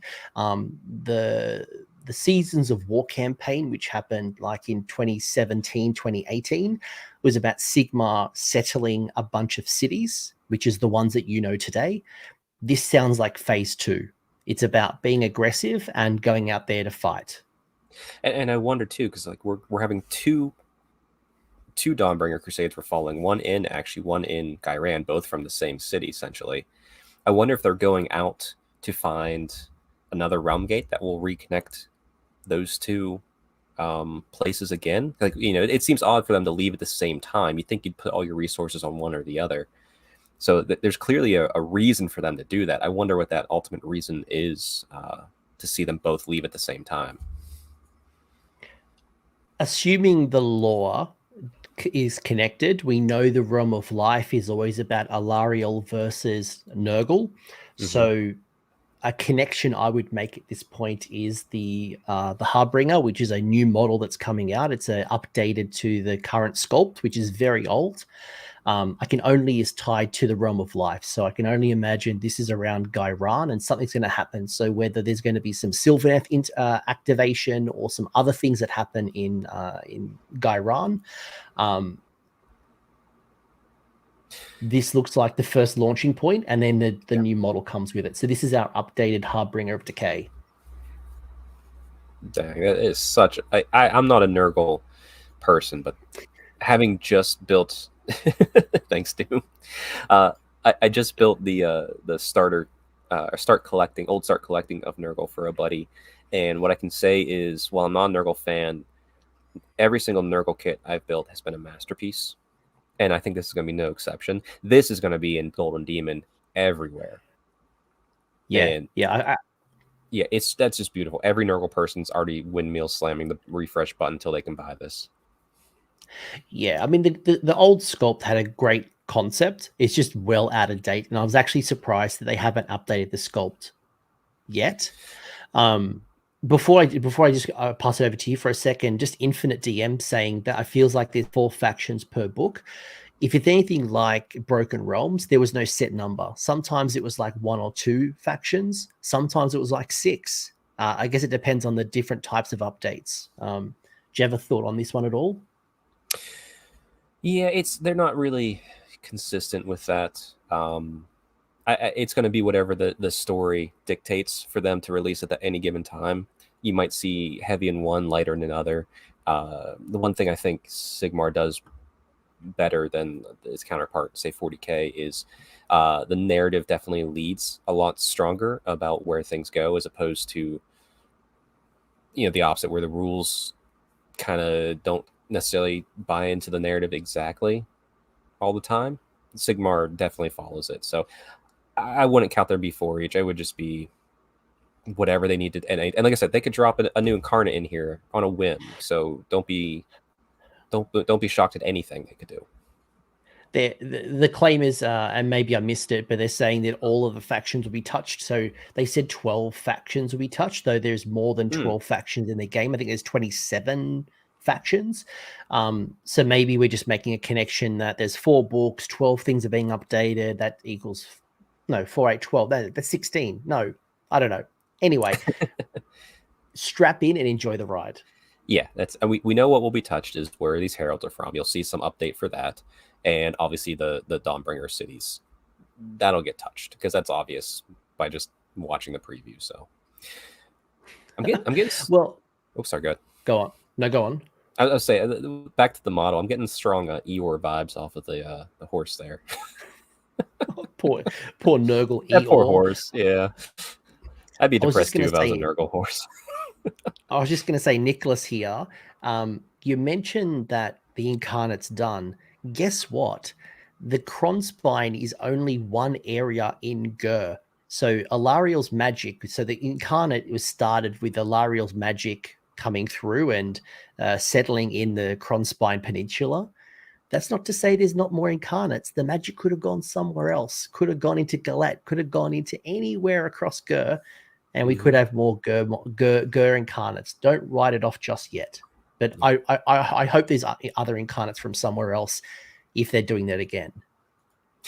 Now, it is nice. I'm excited that the narrative isn't focused in Gur, because we've been in Gur for this whole edition, and it is nice to kind of re-explore what are the other realms doing again. Because what does the Realm of Life look like right now after Alariel did her Song of Life, and it's been a while? What has happened? It's been be cool to see. I'm so done with Gur. I'm done. Just let's go somewhere else. I know. I'm a Gyran fan because I like Happy Forest, even though it's not always a happy forest. But I just feel like I was able to relate instantly to that land better than any of the other ones. Anything else you want to talk about with the Harbinger of Decay? I can't wait to see the best painters in the world paint that model. That's all. All right. So the second herald we have is a Flesh Eater Courts herald. So the Marrow Scroll herald, and by the way, I love that it's called Sir Jaren. Sir. I love that. I love it. I'm surprised they didn't do the low fantasy SER version, Sir. I feel like that fits the ghouls. Umbraneth, yeah, I feel like Umbraneth, which is the old Dark Elves, maybe 4th edition. I feel like they haven't hinted at Malarian or Tyrion. Either hasn't even been hinted much. So yeah, I think we're a little bit far away from that. Yeah. What do we think about this guy, the Herald of Feck? So I love the dual scythe. I'm getting like Darth Maul type vibes off of it. But I also like that I like that he has like the bones in the back, and now that we know he's a herald, he's a messenger, I think was what they said. He probably pulls those out thinking they're scrolls and starts gibbering and screaming like a lunatic. But as they said, if you hear him, you start listening to him. So he's just screaming like a madman, probably with half a tongue. And there's some like guards up in a tower going, like human cities guys going, he's making a lot of sense down there. We should, let's. But like, it's like a Monty Python sketch.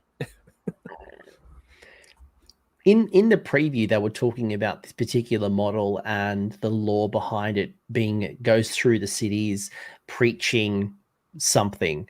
And we made an offhand comment about being a priest. I wonder if this is a priest, because Death has no priests. Nagash used to be a priest back in the olden days. Then he lost it. Is this how Death gets a priest in its faction and is able to stop the Fire Slayers and stop Daughters of Cain and do some interactive things on the table? Because you can't compete with that stuff. No, and seeing a priest in Death would be exciting. And Flesh, the more you think about it, is Flesh Eater Courts are a good place to put it because they view Nagash so differently. Like they view him truly as like some magical holy god, as opposed to, I mean, he is a god, but they have such a different take on him that I could see them being a priest of Nagash, or like of whatever they want to call it in some weird way. I gotta call out this comment. This is amazing. Gideon mentioning, I hope this Herald has some news about a new Vargulf. I hate Finecast. We all do. Hilarious. What does this do? Because Flesh Eater Courts has no new models. It's got the new Warcry stuff coming. It's got this. But like, what is the new book going to do for them? And does this interact with ghouls? Does it debuff your opponent? Like, what on earth is this? Is it a priest? Is this a priest and that's its special thing? I mean, trying to think. So just from what they said on the narrative, whenever he speaks, if you're nearby, you listen. I could see that being like a debuff type prayer, or maybe a prayer that kind of like a beast of chaos that draws you out of position, like it brings you closer to the ghouls who are about to come rip your face off. It's hard to know. I will be honest, I don't know Flesh Eater Courts all that well. My best experience with Flesh Eater Courts has been getting run over by Bill Souza and his Flesh Eater Courts. It's not a... and I'm just being outplayed and outmatched there. So understanding the army doesn't come with that sometimes. Look, is it a priest? Does it do invocations? Does it do always strike last? If it is someone that kind of draws you and appeals you and gets your ear, does it stop you from striking? Or, is it a -2 wound? Is it a spellcaster? And I hope it's not a spellcaster. You've already got that. Yeah. I don't need another spellcaster. What game are we discussing? We're discussing Age of Sigmar. So far, there's only been the Age of Sigmar reveal. In about 45 minutes, we're expecting the reveal for Old World and Heresy. So nothing's happened just yet for what am I doing? I'm such a potato. So Old World hasn't been announced yet. That's 45 minutes from now. 45 minutes from now. I'm sad. Oops. I was say I could see too how this guy goes through the cities. Like if he had like a big thick cloak, just cover like the bones jutting out of his back, he could just be hobbling. You could see like people just look past him like he's an old decrepit man who's crazy, and that's how he gets into the cities. Like that would be kind of cool. But Doom of Darkness saying that he's had the similar effect trauma, and I think we've all been traumatized by Grizzlegore at least at some point in time. And look, you know what? Chuck and I will transition to Old World pretty soon, where we kind of finish up with the Age of Sigmar reveals. So as I mentioned, 45 minutes from now, we'll talk. Old World will be revealed, which is awesome. This is giving me Necromancer vibes. Like when I look at this, you mentioned the decrepit. Yeah. The decrepit. Mm-hmm. Does this allow you to fight twice like the Necromancer? On ghouls, that wouldn't be oppressive. I mean, that'd be good. That'd be fine. I wouldn't hate that as an option to give a little bit more spice to them. What about the new Warcry series that was spoiled a few weeks ago with the death scenery? That was also spoiled yesterday. So that was shown off at the previews. Is it here? Here. So that's the Realm engine from We're talking this, right? The I believe terrain. that's the only one I know of. This is the final culmination. Like, this is the center of that crashed Seraphon starship, I imagine. Yeah. So that's the Warcry stuff. Yeah. The next one. Or are we talking this? I don't know. I don't know what you're talking about. I'm not a Warcry expert, but if you had a guess, I reckon that is. Look, that's Legions of the Gash icon, but that screams to me Nighthaunt. Oops, my mouse has gone crazy. It's all over the place.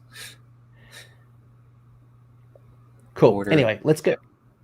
Let's go back to the other previews. So we saw, what Warhammer is this, Chad? This is the best Warhammer. This is Age of Sigmar. So represent Old World 45 minutes from now. Feeding Frenzy. Yeah. Look, it's their one trick. It's their one trick pony. Like, let's leave them be for a while. What is this, an Old World model I'm looking at? No, these are all the Age of Sigmar reveals, kids. So 40 minutes from now, you will see your Old World models. Yep. I am not the one. I'm not the one with the schedule. I love this guy. Why? So much. Why do you love this? So the one thing, having just done a Fire Slayer's army, there's two things that always threw me off about them. I don't hate it, but I wish they all had pants, and I wish they all didn't have crowns. Like the helmets, but like this is like a hairband crown. That's fine. So he seems more wild. He seems like a Fire Slayer who's actually ready to be a Slayer. And I'm not sure. Do you pick up White Dwarf at all, Coach, or anyone in the chat? Sorry, what was that? Sorry, I was distracted by this question about asking about the Neferata statue. Yes, I remember seeing that leaked image. I can't remember where I saw it, but yes, I remember seeing something outside of the previews. Sorry, what was your question? Let's say, have you picked up the White Dwarfs lately, or anyone in chat maybe? No. So I still do. I'm religious about it because that was like my joy as a kid in this hobby. So it's like one of the few things that's like still like a nostalgia hit every single month. But in the back of them, they've been doing these short, well, I say short stories. They're about 15, 20 pages long. Stories following Grombadil's adventures. This is the second run of it. And there was a Fire Slayer that you encounter. He's like going through some emotions and Grombadil's helping him. He shamed Grimnir by retreating to save his kin. And apparently if you shame Grimnir hard enough in some way, all of the gold melts out of your flesh. So he became, like Grombadil said, like, you know what you are now. You are just a Slayer. But that's a good thing. And I mean, there's like the Urgold, and he's clearly a Fire Slayer, but I like the concept of bringing back the Slayers. Yeah. Like Grombil is, or not, Grombil, the White Dwarf. Yeah. Slowly maybe putting the dwarves back in alignment of some sort while it's still in Sigmar. Like, I would love that. Yeah. Yeah, I would be much more attracted to this faction if it had the Slayer style. I always loved the Slayer style, so this has that nod. By the way, the last White Dwarf that I bought, funnily enough, is right next to me. I picked this up the other day. Like, classic, love it. I also picked up this one. I could finally learn how to play Warhammer, an introduction to fantasy wargaming. It's about time. I mean, you've been waffling here on this channel for years. It's about time you finally learned the rules. That time, maybe. Oh, I'm in trouble. Jade, thank you so much for the donation. I really do appreciate it. Money is going on the crusade. Yep, money is on the crusade going in the fire land. So Akshi will fail and awaken something that will burn. Jade is the next incarnate in Akshi. So let me throw a curveball to this. If you look at the last editions we had of Sigmar, we had Order versus Chaos. Then we had Order versus Death. Currently, we're in Order versus Destruction. It's like the general theme. What if they go to Gairan and they fail because Alariel doesn't want them there? And then we have 4th edition Order versus Order as the main protagonist. Just a thought. I don't know, but I would like to see that. Sorry, someone in the chat would just you Tucker had thrown me off for a second because I have an actually here for you. So Utaka's mentioning we've already had the fire incarnate back in the day. Absolutely, I have it, the elemental incarnate of fire, but we also had the elemental incarnate of beasts. So we already had the beast incarnate too. So I don't think that doesn't exclude fire. If you want to actually, we could go all the way back to and we're not transitioning to Old World yet. This is a toe into that. There's a book called Monstrous Arcanum, and everything in there is technically an incarnate of some beasts. No, but we actually had a fire model. I know where you're at. I'm just being. I'm being actually, silly. my incarnate model is right behind my monitor. So, like, if I scoot away for a second, you talk for a second. I might be able. Oh no, that's right. No, I'm not going to find it. You can YouTube. You can Google it. Yeah. But I like where you're going with this. Yeah. What do you think about it? The first thing I think about is just having like PSTD flashbacks of Gotrek. I'm like, oh no, not another Gotrek. Not another Gotrek. So but I like the idea. I just wonder how different it's going to be from like a Doomseeker or an already independent hero. Is it just another Gotrek? Well, see, I'm curious because obviously they said these come with Regiments of Renown as another option. So it's a standalone hero or a Regiment of Renown type thing. I wonder if this is less of a solo run and die piece, and this be more because they said like these are the last of the kin of a fallen hold, so he could be the last Rune Son, and like he's just taken a Slayer oath on top of his Slayer oath, but he might still be a true leader in the sense, and they're out for vengeance, not to have a glorious death. If glorious death happens, that's just natural for a Fire Slayer, but he might be a true leader, giving buffs, commands. He could be anything. I will say, I like Jay's comment here. I will say the fire will fail and need the life realm to bring it back to life. I love the idea of the realms interacting because we don't really quite see that. So I love that idea. That's a really cool idea. If the actually incarnate isn't a Phoenix resculpt, I'm going on strike. I don't know how much GW loves the Phoenix. Isn't Phoenicium that city? That's in Guyran though. Yes. So yes. It couldn't be. I would see it more as a Guyran as opposed, or unless with the two Crusades going out, what if we're getting like that combination? What if some wizards or some happenstance of whatever they screw up causes a melding of the realms into a new like Pokemon incarnate? I don't know. Like, I'd be for that. Like, sure, let's have fun. I think Jojo Mojo's nailed it here. Is that this model is in exile? So is it going to be like a Grimwrath, which is a single model? Maybe it's a leader, maybe it isn't leader, but it's an independent solo act. So, which is kind of why I thought, is this another Gotrek? Because otherwise, like, is it a Fire Slayer or is it a Fire Slayer dwarf hero that has interacting, running around again like Gotrek by itself doing things? Yeah, but if I just still see it. Like if it's coming with a Regiment of Renown, then I imagine like the lore behind it is he's the leader of that. So if he's on his own, I still think he'd have to be a leader of some sort, not just a solo dart you throw at your opponent like a Doomseeker or a Grimwrath. Yeah. Okay. Yeah. I also see that. Jojo are saying, is it just me or is the face odd?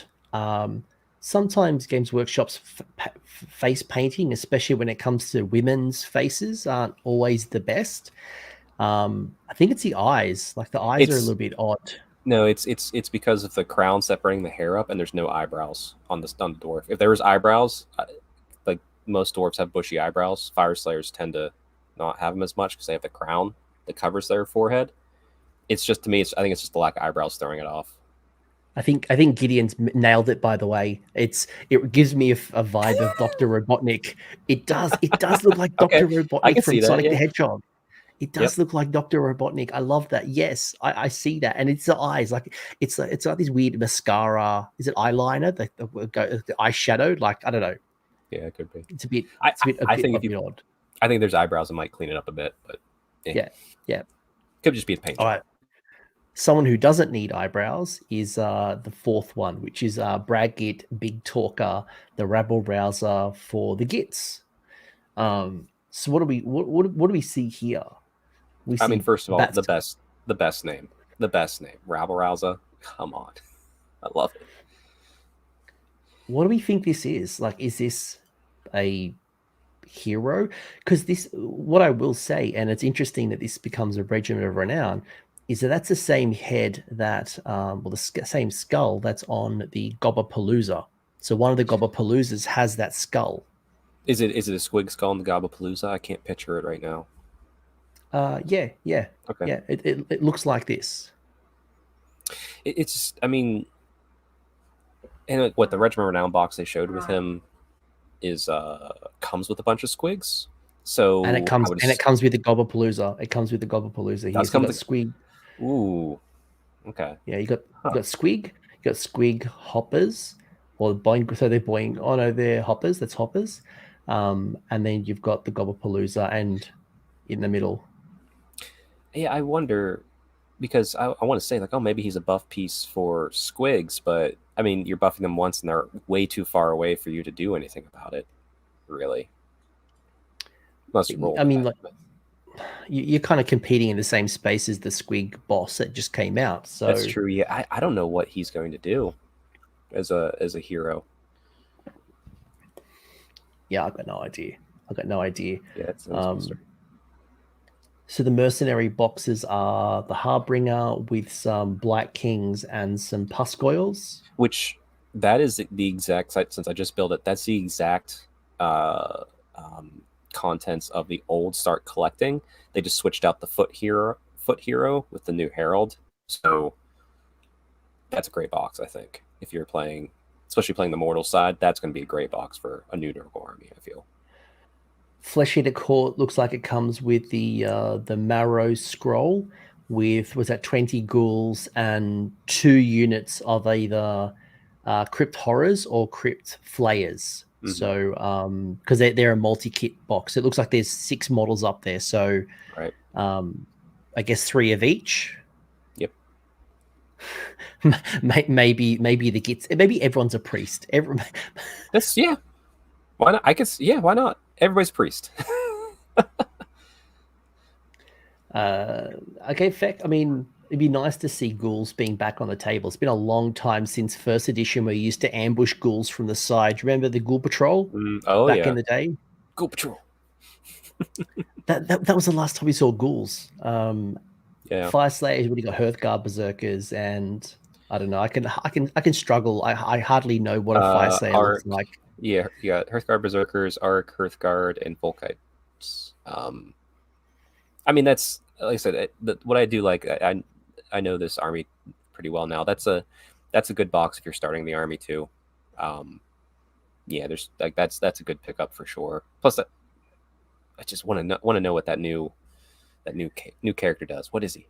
Let's just call it. They're all priests. We're saying they're all priests, right? Thomas, I'm going to say, like, anyone who watched my last stream, I was disappointed with cities. I'm actually pretty excited. If you're sitting here wondering there's a lack of cities, all that tells me is that it's not coming in the next 3 months. I think there is more cities to come. It's just that if they're not showing it to us, it means that it's not. Look, 40K is coming. 10th edition 40K is coming. So I imagine minimum September, maybe Christmas, maybe post-Christmas. They like to release stuff like February, January to get your Christmas dollaries. Yeah, I mean, we do it. I'm right now, like, as a Sigmar player, I'm thankful that this reveal was so massive and cool, because yeah, I mean, we're about to enter into 40K time here real soon. That's going to be their focus. We'll have our updates. We'll have our new things. Like, I'm glad we're getting a new narrative so soon in summer. But yeah, we're going to be in 40K land here very soon. So Yeah, so Ronnie's saying cities is the autumn roadmap. I rarely look at this because these are not my summer was like 6 months ago or 5 months ago for me. So I don't even know is this UK's autumn and when is autumn for UK? It would be the same for me. So right now it's January, February, March. Right now we're in spring. So July. So after 40k releases will be summer, but also okay. So Seraphon. Well, it was just a limited edition. So yeah, we got ways before that. Yeah. Yeah, let's assume that's not the limited edition book. That's the full, not limited release, I should say. That's the full release in summer. Yeah. Jojo's saying that 1st of September to the end of November would be what I assume is autumn. So, yeah, that kind of goes with what I said, is that I think cities will come September to December sometime. Maybe it's like Slaves to Darkness, where that limited edition box came in November. Maybe cities is the 2023 version of that box. Yeah, that's true. There's not to say that cities isn't a limited release to start. Cough. I mean, it probably will. Will be. Cough release Flesh Eater Court's book first. Cough, then do Dawnbringers. Look, I will say that when Flesh Eater Courts gets their new book, I want them done right. So if it means delayed a little longer, and they get Ushoran, the Mortarch, and they get some new heroes, and they get some new options, I'd rather them wait a little longer and get it done right than just do a bunch of rules updates and no new models. I don't know where you stand on that at all, but for me, like I want Fector to be done right, and I want them to have a range expansion. Yeah, it's been all since I've seen Fec. They do need a range update, but if that's in the cards right now or not, who knows? But yeah, it's. I'm not a death player, so I don't really have a dog in this fight. So I don't really know. Like, I don't want to say I don't care, but it's also I care, but I care to the point of my opponents who play it having a good time with a good range of models and a good army book. Yes, technically Ushoran is not currently a Mortarch, yes, but when I say Mortarch, I mean the equivalent, right? You got Special K, Catacross, and Arcane the Black, and Neferata, and Manfred, but Flesh Eater Courts don't have that centerpiece model, and I want to see their version of a Mortarch, and Ushoran or a new Ghoul hero would be that. So that's what I mean by that. Yes, technically, I'm not ready to take 2+ tough spot just yet, because he's not quite a Mortarch. All right. And that's it. That's our roadmap. That's what we know. Yep. We know a bunch of books. We are 25 minutes out from the Old World. So Old World and Heresy. Is there anything you kind of want to say and wrap up before we get into our little Old World talk? What is Dawnbringers? I'll just answer this question really quickly, and then I'll throw it back to you. Dawnbringers is Cities of Sigmar, but the Dawnbringer is it. What is Dawnbringers? It's Dawnbringers, and it's about the crusade that is happening on behalf of Sigmar to expand his influence across the mortal realms. Now, we don't know much more about it, but it's tied to the Cities of Sigmar and the story books and narratives about that expansion. No, I'm not rapping for 20 minutes. Dude, no. It's 10:35 p.m. and my poor wife's trying to sleep. I'm not going to like wake up the dogs and cats of the neighborhood. I guess to wrap up the thoughts on the reveals for Sigmar, I'm most excited for the narrative to start adjusting and start changing. And I'm excited to find out how the Mortal Realms is getting on with things post Alariel's spell, so I can start updating some of my army lore and start taking Terathi on some more adventures in the Mortal Realms. I just want to interrupt and just say this. So just to, while it's a narrative, it doesn't necessarily mean it doesn't impact the match play. So There is a story that will probably be out there for people who like open play and Path to Glory, but I would also expect there'll be match play, battalions, rules, maybe realm rules, realm spells. It would not surprise me that there will be match play rules. So don't write it off just yet as like a storybook. So yeah, and as you mentioned, there's new models and there's stuff with new factions. So that's very cool. It's very cool. Nice. I will acknowledge one more question and then we'll talk Old World. And as a new Age of Sigmar player in the hobby for 8 months, do you think Sigmar will slow down and go quiet when the Old World drops? No, absolutely not. Why? I mean, does I say we're about to enter, like the example, we're about to enter the world of 40K focus. On the marketing side, you'll see probably an uptick on it. But if you look at the release, like, okay, so we have a new edition of 40K coming out, but you look at that roadmap you just had up, there's still plenty of Sigmar being released. I think where it's at now, and you know, the teams are going to be separate. It's going to be its own thing.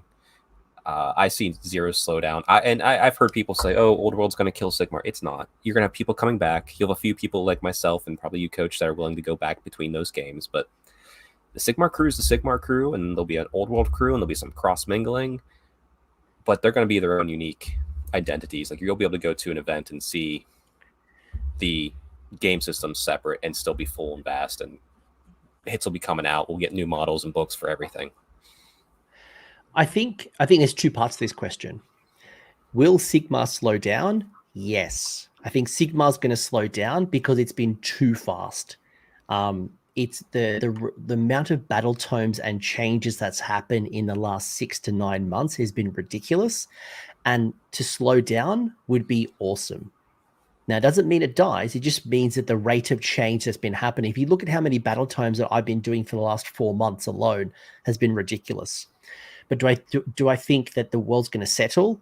New things are going to happen? Yes. Do I think Old World's going to come in? Yes. Is it going to ruin Age of Sigmar? No. You'll have people who will play it exclusively, some people who will ignore it completely. You have people like me who will dabble in between. But I will still be doing Sigmar stuff. I love Sigmar, but there's also a part of me that misses the Old World. Mm-hmm. I do wish... Because the thing is, I don't ever want to go back to the world where I have Source Heresy to 40K. I mean, yeah. But I think Old World will have longer lasting impact than Horse Heresy has had as far as the game system. But I never want to go back to the world where we have a new edition of Sigmar and we don't get all the books updated within that edition's time frame. I would actually wouldn't mind seeing the editions last longer and the books coming out slower. Because, I mean, you are right. And the 6-month GHB, personally, I think that's a little quick. It's not been the most exciting for me, you know, but the upside, it allows them to play more. So, like, there's good and bad. Like, I didn't like Bounty Hunters, but so I'm glad there was a 6-month edition. But now, you know, it's pros and cons. I've done 8 Battletome previews this year alone. So it's the 30th of April. That is averaging like 1 every 2 weeks. That's ridiculous when you think about that. So I'll be happy for it to slow down, but I think there'll just be constant improvements, which is what this new Dawnbringers arc is going to be. I want to talk Old World. We are 20 minutes. We are 20 minutes away from the Old World and Heresy. So there'll be another preview coming up pretty soon. The screen here is a Twitch stream. So we'll be putting the video on for anyone who's going to hang around. What do we know about the Old World? What do we know? And let's get the conversation started. So what we know so far is we are going to get a slight, from a mechanic standpoint, we're going to get a slight uptick on some of the base sizes. More importantly than anything like that, because that's rebasing. You and I we're Sigmar folks. We've rebased. More importantly is we know the setting. The time of the 3 emperors, right before the first Great War of Chaos. So things are going to be different for some armies and factions. Things are going to be kind of the same for some armies and some factions. We have a map of the world. We know that they are working on new Tomb Kings and Bretonnian models, but also we're going to get some classic sculpts coming back in some form, as they announced in that last article. So yeah, there's some new, there's some old, and it definitely feels like they want to make sure that this lands well during the 40th anniversary. So I would expect not a slow ramp up, but it's not going to come out doing mic drops left and right. It's going to come out being like, this is exactly what everybody wanted, and we'll grow from here. All right. So I'm gonna share with you a little bit about like what I understand, and so just for backstory, I have played Warhammer Fantasy Battles since 4th edition. So I joined late 3rd edition, early 4th edition, and always been a Empire player. So that's what you now call Cities of Sigmar. From our understanding so far, and not everything is 100% confirmed, the time period that we're playing in is not the Warhammer Fantasy time period. So when the end times happens, the end time is still going to happen. Nothing that we do today is going to stop the end times. But it's about 200 to 300 years prior to the world we used to play in. So the Empire was not unified. It was not one particular unification. Magic was not popular or being used very often in the old world, because the High Elves hadn't taught it to the Empire or Bretonnia yet. Mm-hmm. And as Chuck mentioned, you have what is basically called the Great War Against Chaos, which seems to be the Horus Heresy equivalent. That while in the lore is quite fleshed out, it was never played, it was never explored, and this world seems to be exploring the Great War Against Chaos. It's based around the Ever-Chosen. So Age of Sigmar people, you would know Archaon as your Ever-Chosen. I think Archaon was the 13th Ever-Chosen. We're talking about an Ever-Chosen that happened before Archaon. So Azavar Kul is the Ever-Chosen of this particular time. What I'm really excited about with that aspect is everything I've always read in the tidbits about the 12th Ever-Chosen, Azavar, that he was even more of a badass than Archaon ever was. And I'm just like, really? Archaon won? Like, how? So I'm curious to see what they're going to do with that story. Now, this is all going to be the lead up to that Great War of Chaos. So, that's our 12 minutes from midnight type scenario. Correct. So from what we understand, we're probably going to be set in a time that's happening just before the Great War Against Chaos, and I imagine that there's going to be a lot of focus. So what you're seeing on the screen here is the Ever-Chosen, Azavar Kul, came from the realm or the area of Kurgan, which you see up in the top right. And the advance happens from Chaos, goes down into the Empire via Kislev, which you might know from Total War. Total War 3 introduced the Kislev faction. There was a big war in Prague, and Chaos actually took over Prague, and the Empire, with the help of the High Elves and the help of the Dwarves, was able to defeat the Chaos, which was Beastmen, Chaos, and Dark Elves. Actually, Dark Elves were at the same time fighting the High Elves, so it was pretty crazy. And Thomas, I hope and pray that we get a Magnus the Pious model. So Magnus was the champion who would end up fighting Azavar Kul and defeat and unify the Empire, who were warring as 3 factions. And also, he's the one that treated with Teclis, so that's where the Empire got their colleges eventually for magic, is from Teclis. So, which is also interesting, because it means, is there going to be Empire wizards in this? Because I'm sure there's some version they can get, but So the Empire had hedge mages back in the day. So they were like just little middly wizards, and they, because of this great war against chaos, they actually got taught magic, and that's where the College of Magic was set up. And yes, Matt, I was. There was an Age of Sigmar and Warhammer Fantasy Battles tournament, and I actually went down and checked them both out. I should have played, but so this is the world as we knew it, and initially it's going to focus around here. There's a lot of unexplored things, and I'm just calling out Chad. The Kingdom of Id is basically Warhammer's version of India. So Cathay is like China. You had Nippon, which is Japan. Cathay, Nippon is Cathay. Correct. So who knows what we're going to see? So you've got like the Dark Elves here, you got Lizardmen and Skaven, you got High Elves, you have Arabi, the Arabs, which were featured quite a bit in like Arabi was everywhere in lots of the old fantasy books, but we never saw them on the tabletop. So I'm hoping that's one we get a update to eventually too. I want to see them. The primary setting where we're probably going to start is this box here. From Bretonnia, Wood Elves, Empire, Dwarves, Orcs, the barbarian tribes of Norsca, and the Chaos Warriors. That's kind of like our area.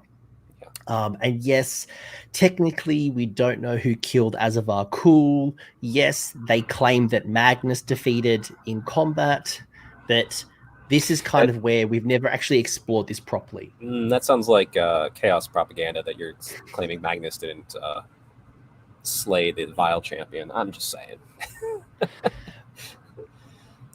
No, technically, yes. The High Elves held the magic, and there was no colleges of magic, but it was these events that created the College of Magic, and the High Elves taught the Empire. But it's not to say that, to Wallace's point, it's not to say that other factions not involved in this story are not going to get involved, because you do have the Tomb Kings down over here in the Southlands. You're going to have everyone getting involved. It's just how they brought into these stories.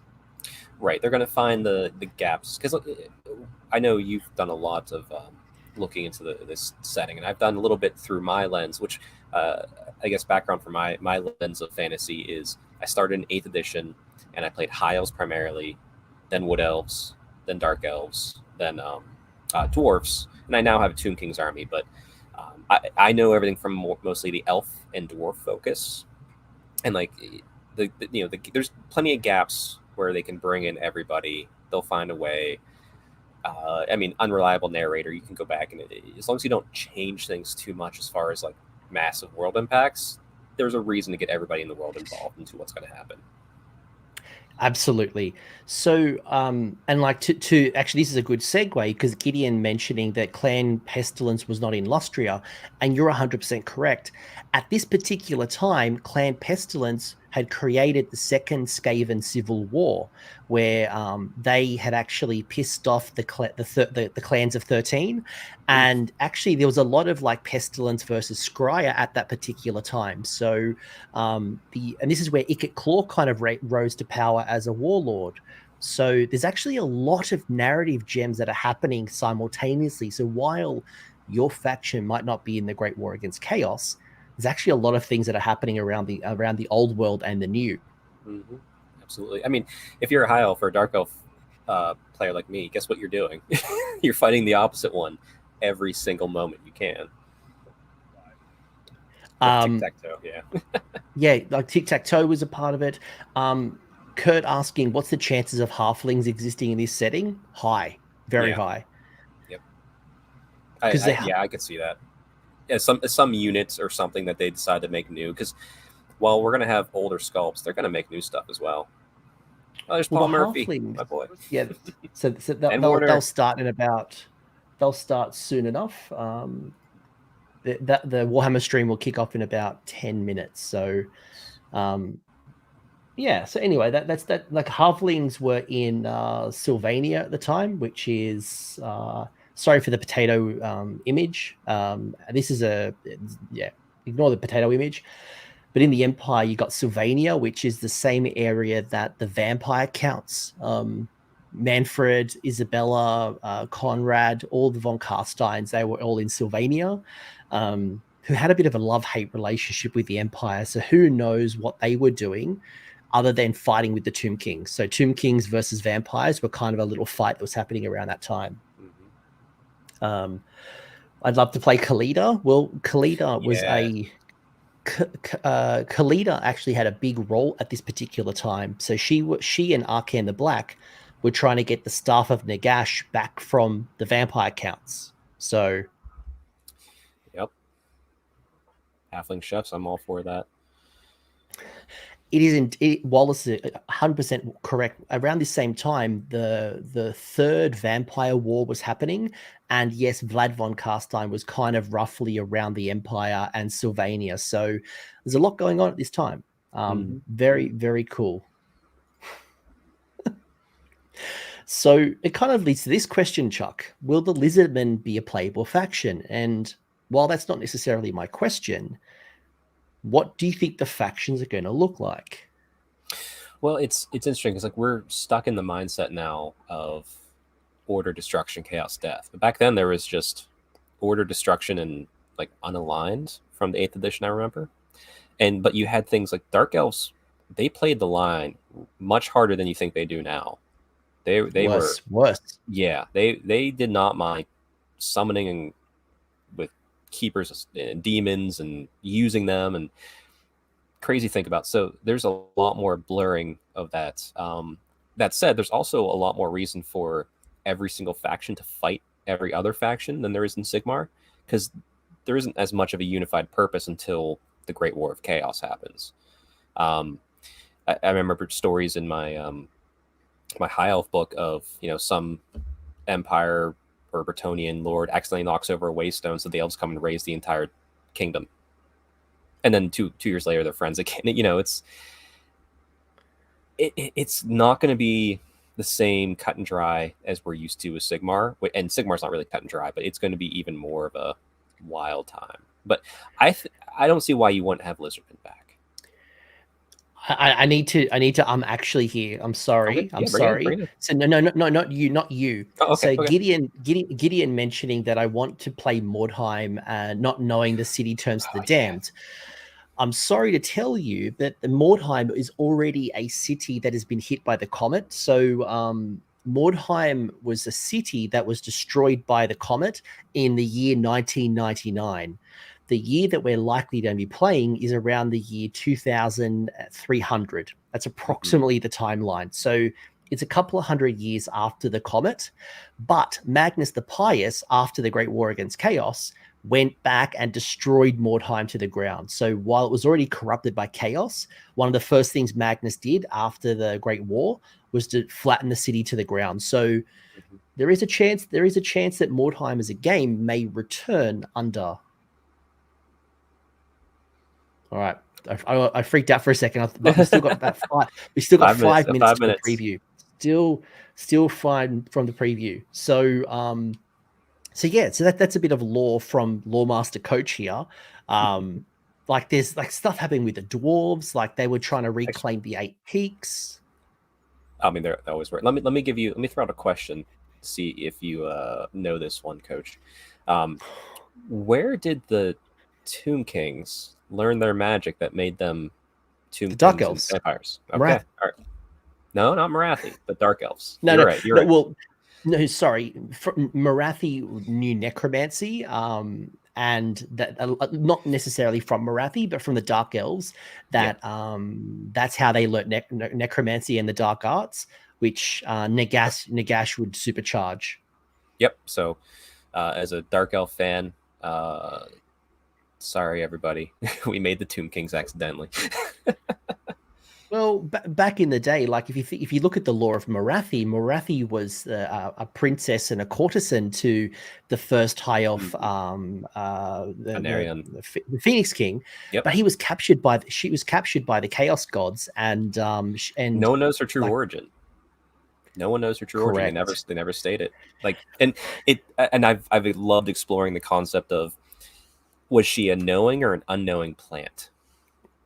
You know what I mean? Like, did the Chaos Gods make her? And she became her own thing.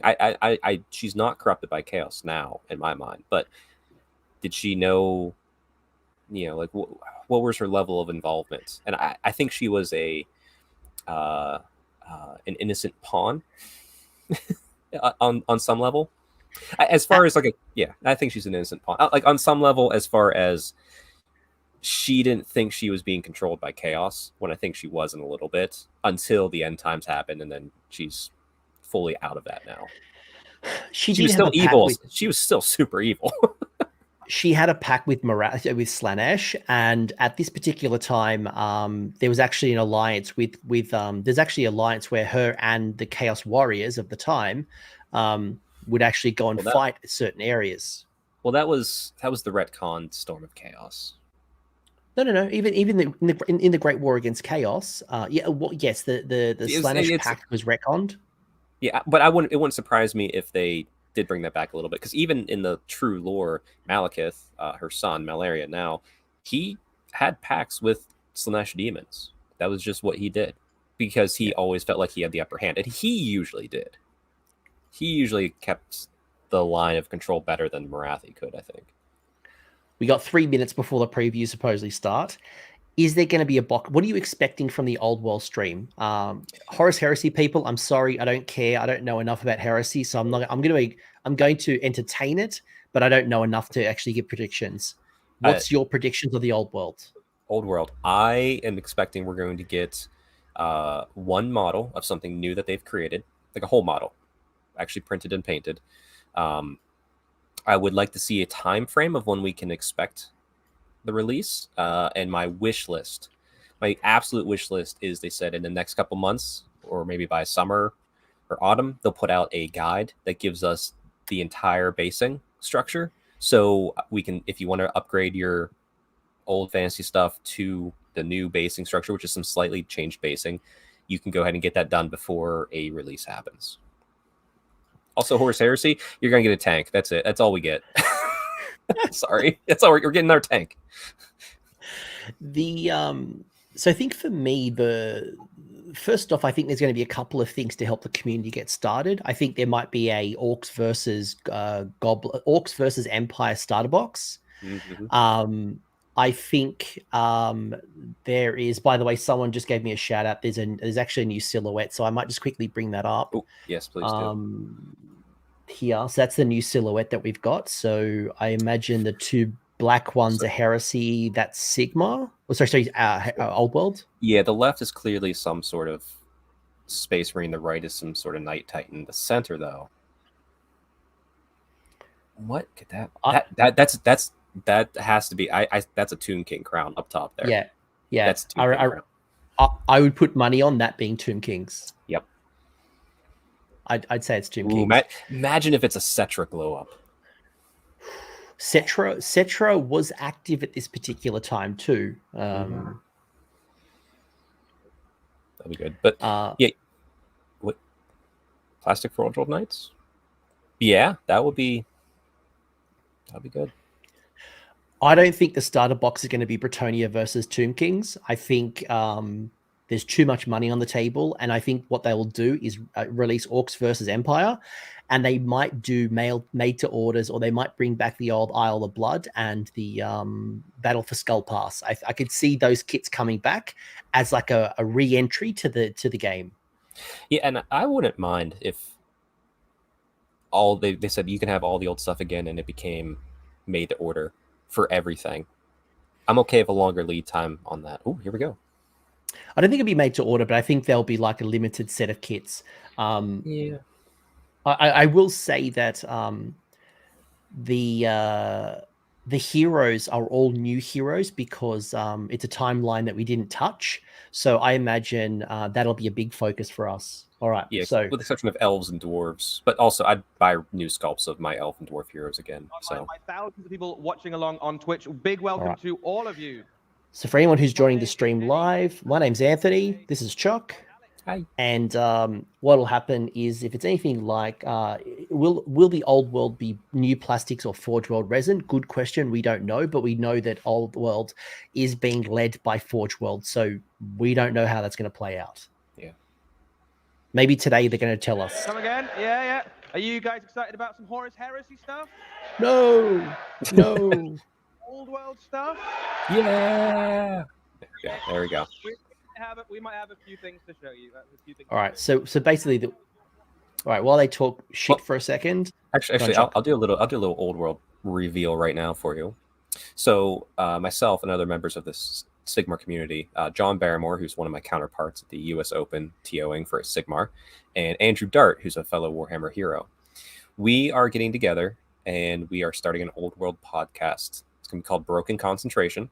So look out for that soon. Nice. All right. Yeah, well, so there's the first reveal for everybody. Since you're revealing something, I'll reveal to you that I'm. So.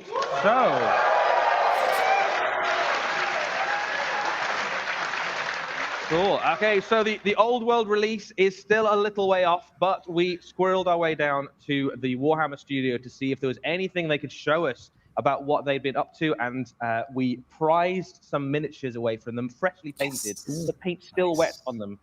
And we managed to cook up a little video so you guys can have a look at some of the first miniatures we're ready to fully announce for the old world. So let's have a look. How we rise from the sand, the whole world will fear our wrath.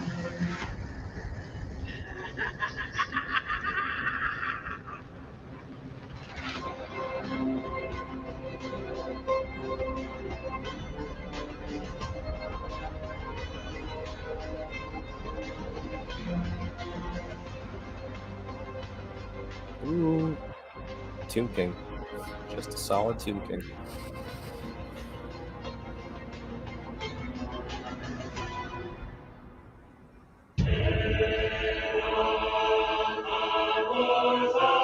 What?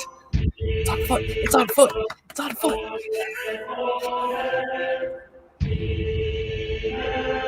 That's so good.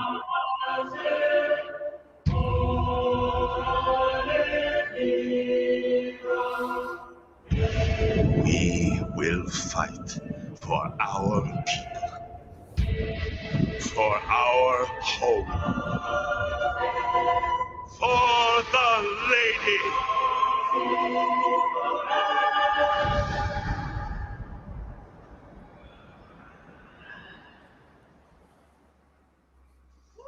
I got chills. So that was Foot Grail Knights. A Foot Grail Knight. Oh my goodness, yes.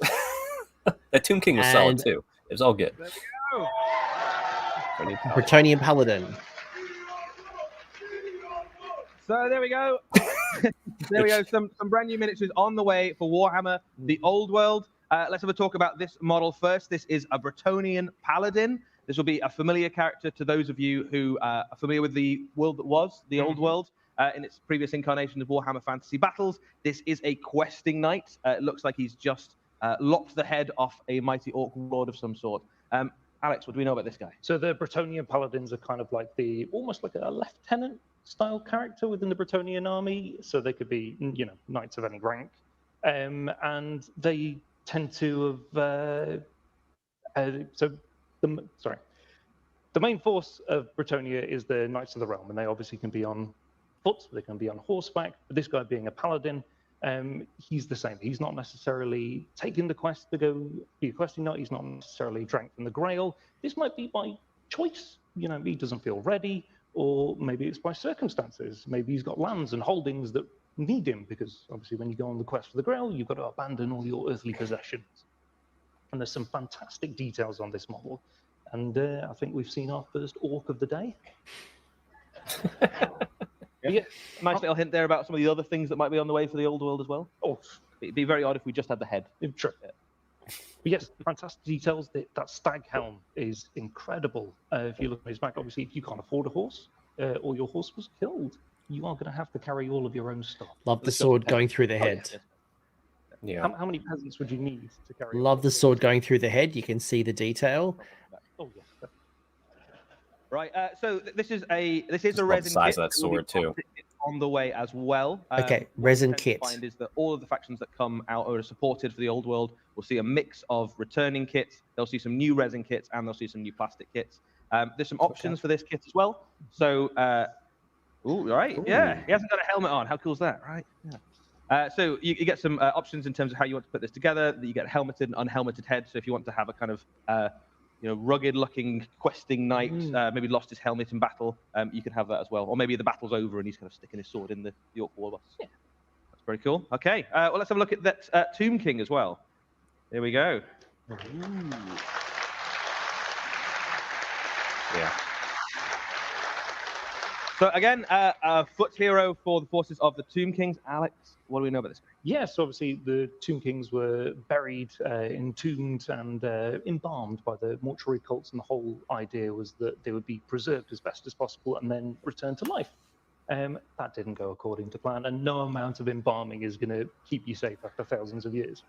And so when they've come back, you can see the fantastic difference between the flesh and the metal. So the flesh is all withered away. You can see that spine there sticking out from his stomach. But all of his ornate golden armor still looks fantastic. The only difference being the Koppash-style sword he's got there is all chipped and battered. But maybe he died in battle. Maybe he's been using it since. Yeah, no, it's absolutely fantastic model. Same again, it's full of beautiful details. Yeah, no, he's absolutely fantastic. Yeah, and both of these models are sort of typical of the sort of aesthetic and style you can see.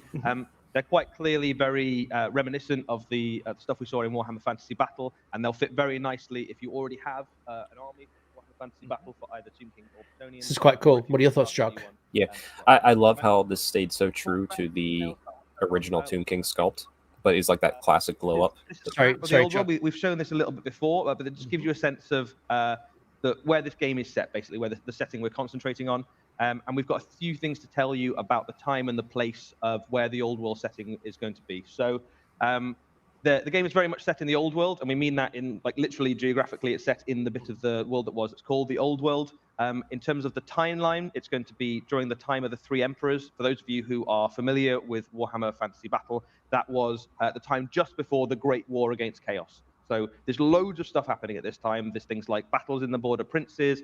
There are Empire has got civil war and infighting. There are undead armies rising up. There are Orc wars on the way. There's invasions from the south, from the Tomb Kings.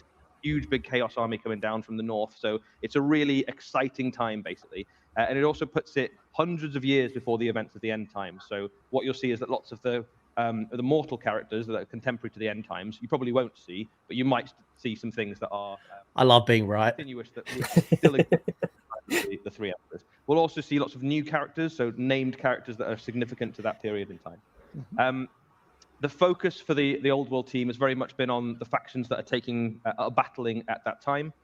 So the armies that are going to getting attention are those ones that I've just talked about there, basically, that are actively fighting in the area of the old world, whether they're invaders or they are the defenders of the old world. Warriors against Chaos, Beastmen, a few other bits about Empire, it. So, every Bretonnia, time one of our factions Dwarves, gets covered, High Elves. You can expect to basically see some returning miniatures. The Warhammer Fantasy Battle range is vast, and there's lots of really nice miniatures in there, so we'll give people a chance to get those again. You'll also see some new things in plastic. You'll also see some new characters and things in resin. So it'll be a mix of different things. If you've got an existing Warhammer army, you can add into them, or you can start a new one.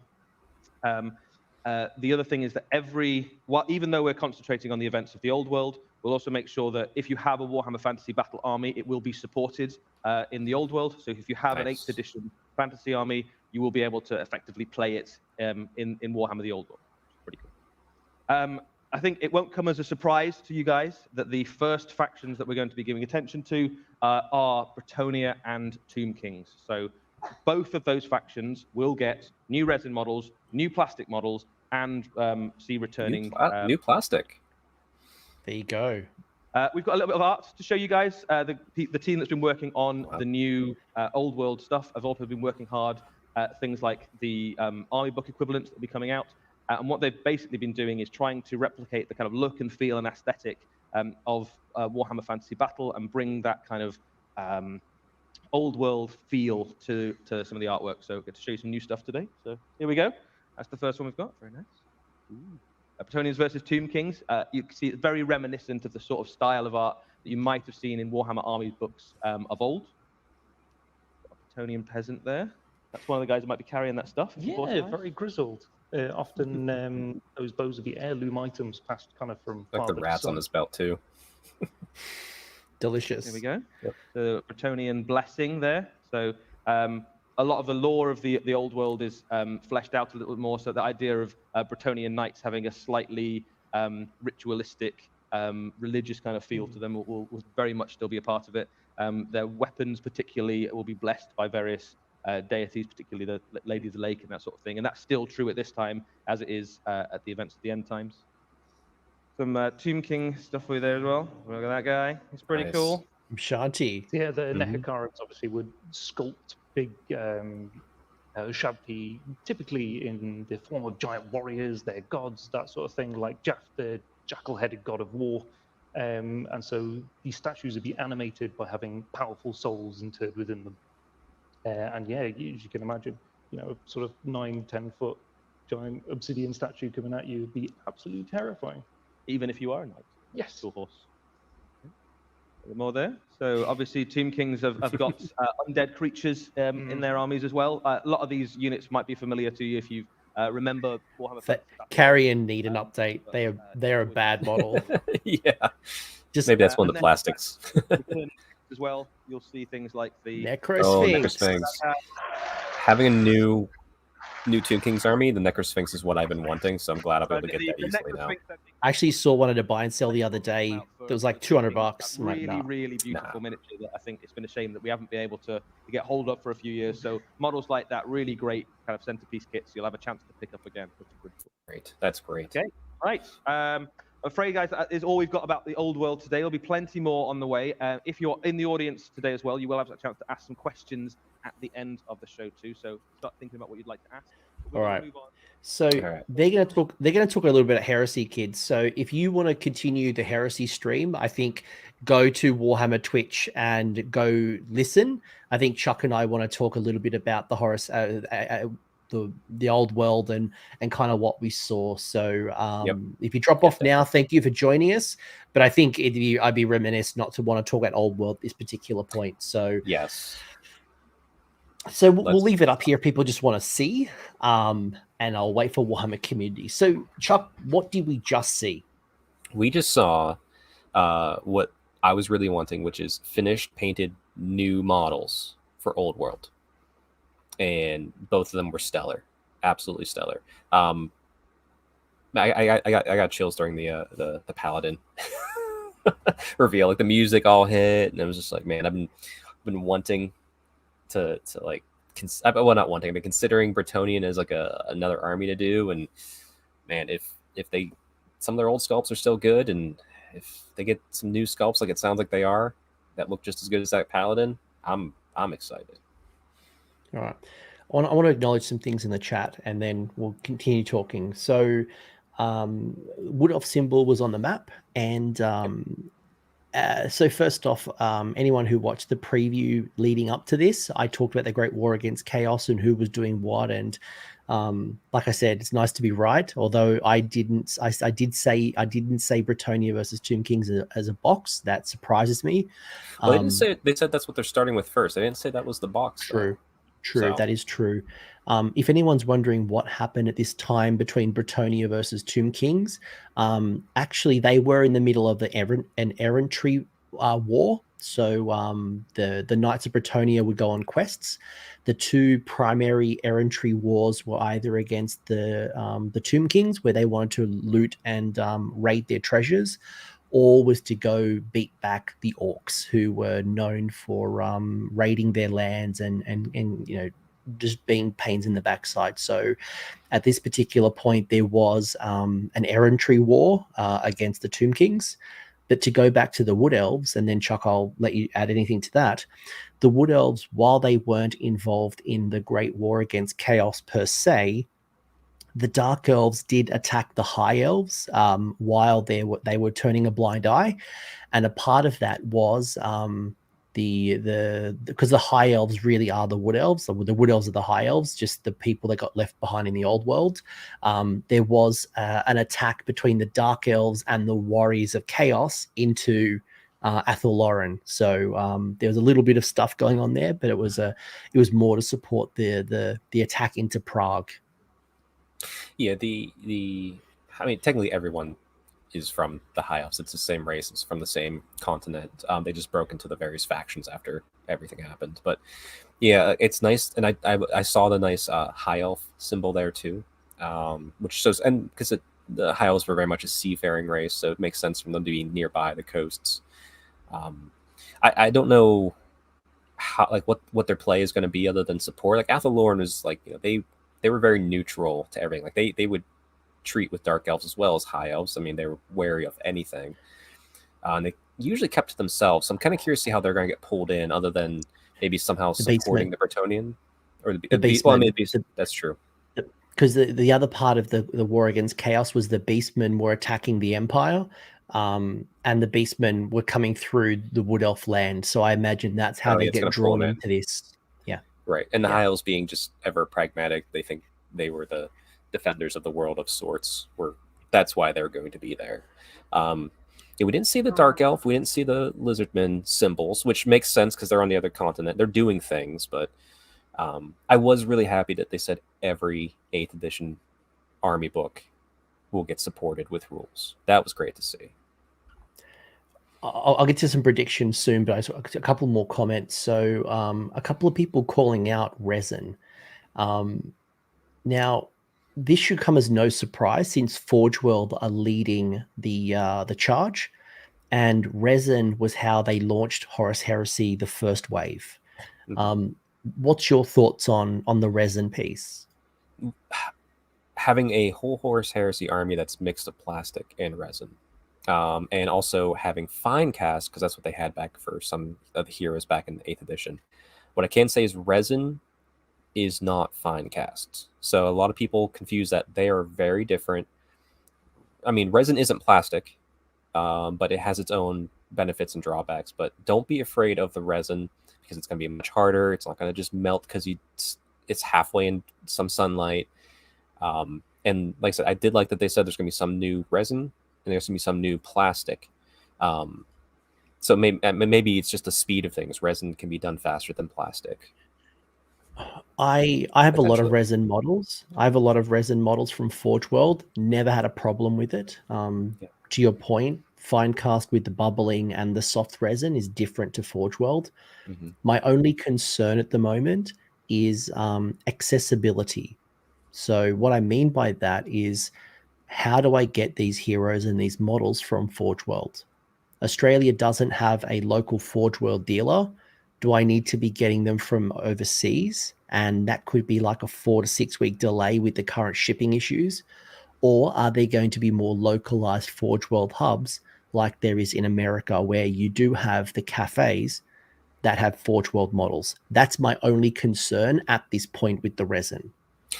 No, that's a fair point, and I didn't even think about that because I'm the luxury of, I guess, living where I do. Never had to concern that. But the one thing that this is sort of a prediction, but I have a feeling because they're going to re-release the old plastics, so that'll probably be able to sold through the Warhammer store, so it could be available globally. And we just saw 2 characters that were done with the new resin. I've been saying this for a while personally, that characters are going to be what's going to be done in resin most of all, not units. Because if you focus on heroes with resin sculpts, one, they're quick. It's one model. It's quicker to get up to produce to scale quicker, and no one's going to be upset about buying a new hero. Like I said, I play High Elves. I have over 10,000 points of High Elves. I have every version of every hero ever. But if they gave me a new Corhill or a new Teclis or a new Valerial, I'm going to buy it, even though I don't need it. So, that comes down to support. While they might be focusing on these other 2, doesn't mean they're not just going to drop like a random hero here and there for other armies, because people will eat it up. And heck, I mean, people will buy it to convert up into Sigmar too. Like, why wouldn't you? It's gorgeous sculpts. Yeah, look, I'm not too worried about the resin as a product. I think we're going to see a world where at least phase one, which is the relaunch of the old world, is probably going to be a mix of resin, plastic, and metal. Like you're still seeing a lot of made to order metals. Like Bretonia had a lot of metal models. It wouldn't surprise me if there was metal kits blended through the plastics and the resin. So we'll see how it goes, but um, Yeah, I'm not too worried. And keep in mind too, like if as a community for Old World, if you want this to succeed, I mean, you have to take what we're being given. Like if you're just like, oh, I don't want resin, you just move away from it. Well, then this will die on the vine. But if you support, you buy the things that are new that you want, not needlessly. Don't just buy to buy, but support will show that there's need and want, and if that's there, they'll put more effort and focus into growing it. So then we start getting more and more new sculpts, and if you don't, then it could kind of like go by the wayside, unfortunately, and be just a small little thing that they do and support. And it's fun, but yeah, but I think it'll be interesting to see how they launch. And I think the new kits are obviously going to encourage us. Yes.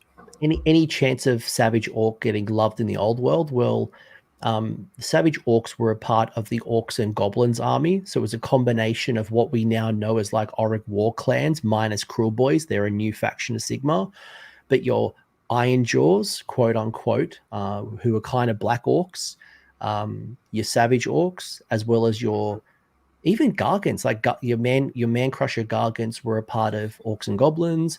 Your Goblins, yeah, like so your Orcs and Goblins was like a destruction suit basically.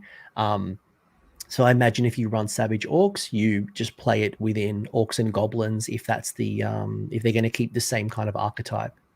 Yeah, because if you look at that old book too, it was never really super beneficial, I think, to focus heavily on one of those, like what we consider now sub-factions. You'd always have, oh, well, I'm going to take these Savage Orcs here, and I'm going to take, these Black Orcs here, and I'll take some Spider Riders and such like that. I think you could technically do a solid Spider Rider Goblin specific list, but you'd also still want to have an Orc leader in there to keep them in line because of other rules that was too big for probably our scope today. Thomas asking a really interesting question. When do you think that the release window will be?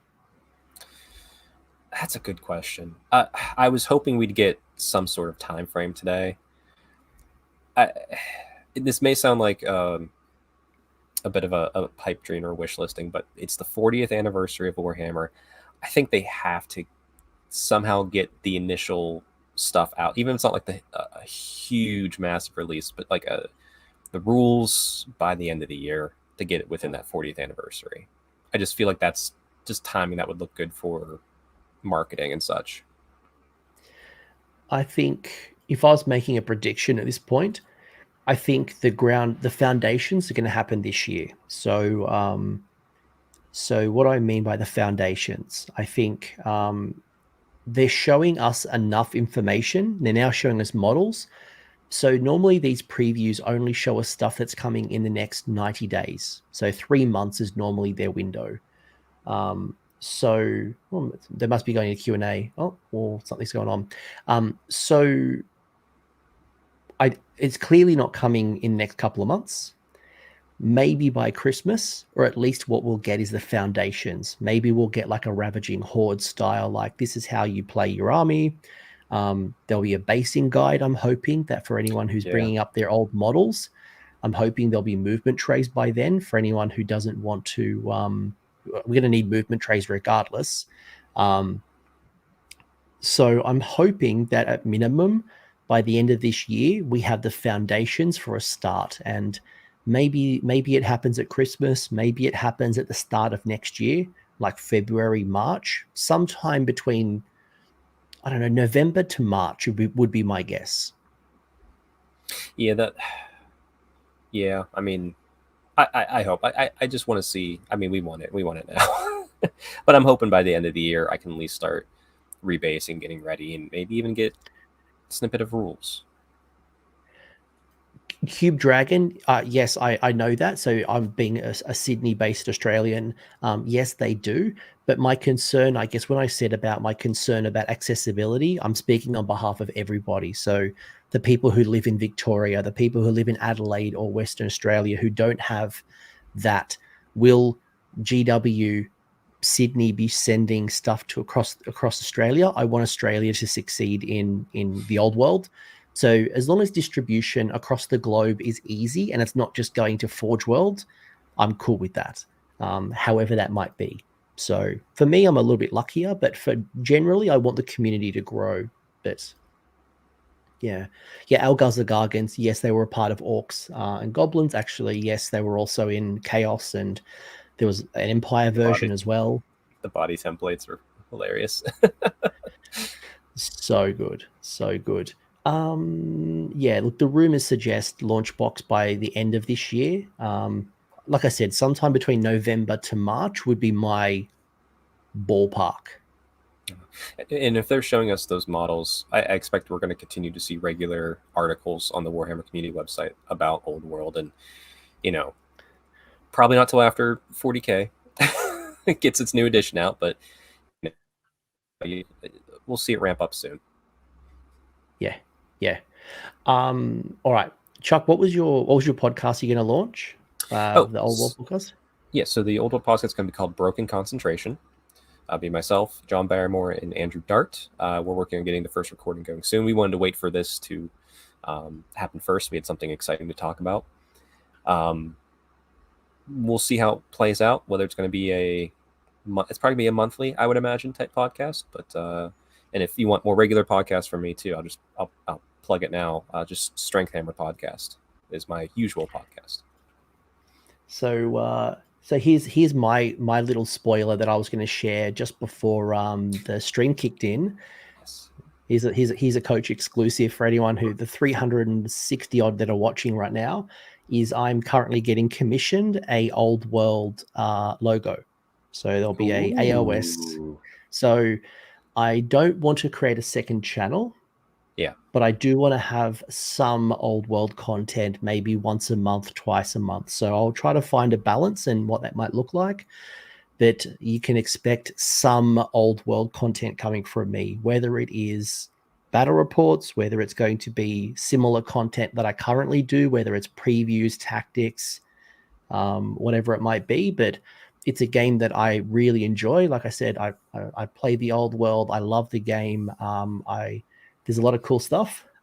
So stay tuned. There will be something coming from me, and probably in the next 24 hours in my Discord, there is an Old World chat, and I'm going to open it up more to factions so we can break down Old World a little more.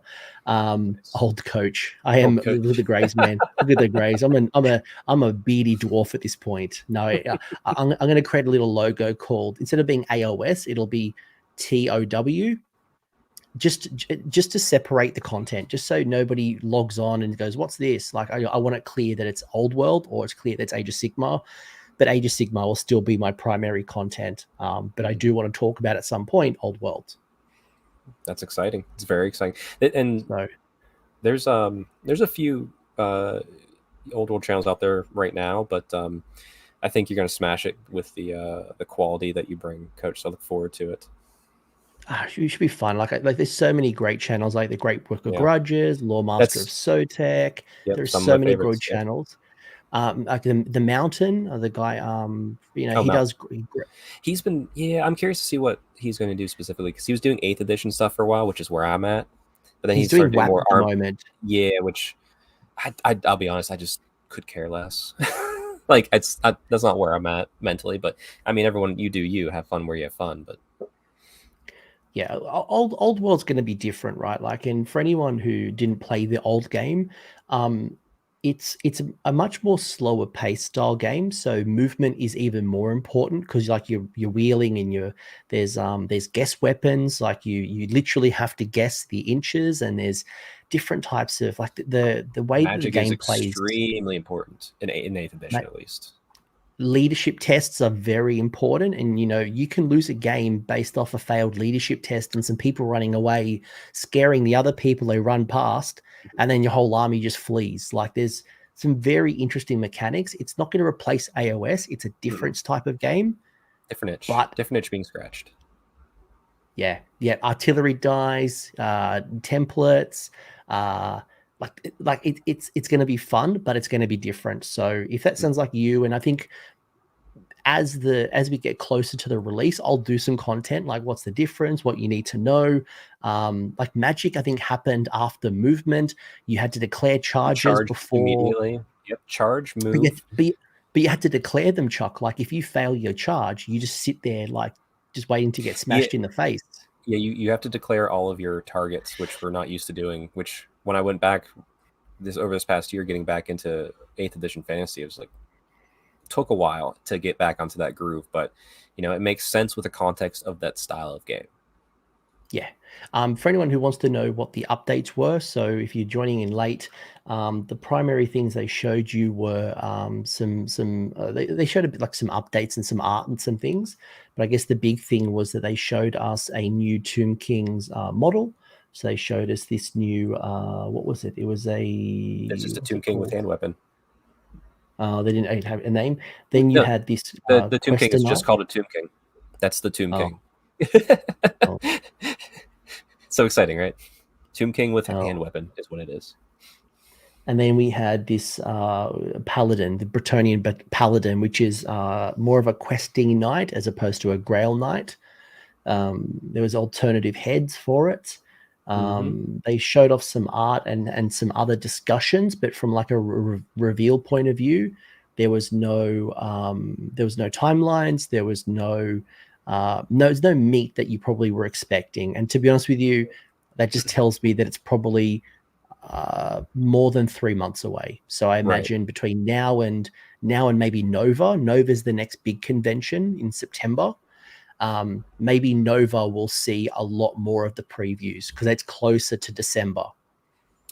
Right. Now, I think too, kind of back to that prior comment, Coach, it might be a good idea for content creators out there to help, because there's going to be a lot of people coming from Total War specifically, who've never done a war game. And Old World's not going to be the most, I think, user-friendly to get started in, per se, because there's going to be lots of like moving parts, old and new. So definitely, I think you'll have to rely on content creators like Coach, myself, and Great Book of Grudges to make those videos to help walk through those players. So if you are one of those who's coming from Total War and this will be your first one, this won't be as easy to jump into as 40K and Sigmar are, but we got your back. I'm not switching to completely. I'm going to play, but like it's crazy for me not to, like, I am excited. I have been excited for a while, but I'm not ditching AOS. Like I love AOS. I enjoy the game. Like, trust me, it'll be basically managing 2 games, which I don't think is a far stretch. Yeah, Vinny, they haven't posted the map yet, so hopefully there's another article that comes after this.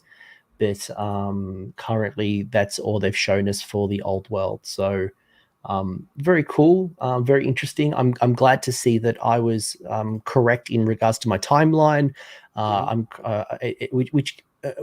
They confirmed that it happened at the Great War, around just before the Great War against Chaos, which means that people like you and I, Chuck, can go back into our army books and go find the timeline. So folks, if you want to go searching for the Great War against Chaos, the timeline you're looking for is the year 2300, specifically 2301 to 2304. That was like specifically the Great War against Chaos, but we'll start probably just before it, maybe around like, I don't know, 2200 somewhere. Yeah, it's going to be, it'll be far enough away that it's not present, but you feel it happening, and they can have characters that were present during that be models we can buy during this event, I bet. So think about in human years, maybe 50 years, maybe at most ahead of time. Yeah, I would imagine around 50 to 70 years, depending on the factions, right? Like your undead might have a little better, but there was so much going on. The Empire was split between 3 warring factions because they wanted, there was no emperor at the time. As I mentioned, Bretonnia were trying to steal artifacts from the Tomb Kings. The High Elves and the Dark Elves were fighting over an invasion. Wood Elves and Beastmen earlier. Northern Beastmen. The orcs were the dwarves were trying to reclaim the 8 peaks, the mountain range. The 8 peaks is a mountain range. What else? There was so much going on. There was a Skaven civil war between Scryer and Pestilence primarily, although Pestilence pissed off everybody, all the Skaven. But what's fascinating as well is the Lizardmen. They helped the Empire, because the thing that the Empire doesn't know at that time is that no demons of chaos actually got involved into the Great War against Chaos. And that's because the Slans reawoke.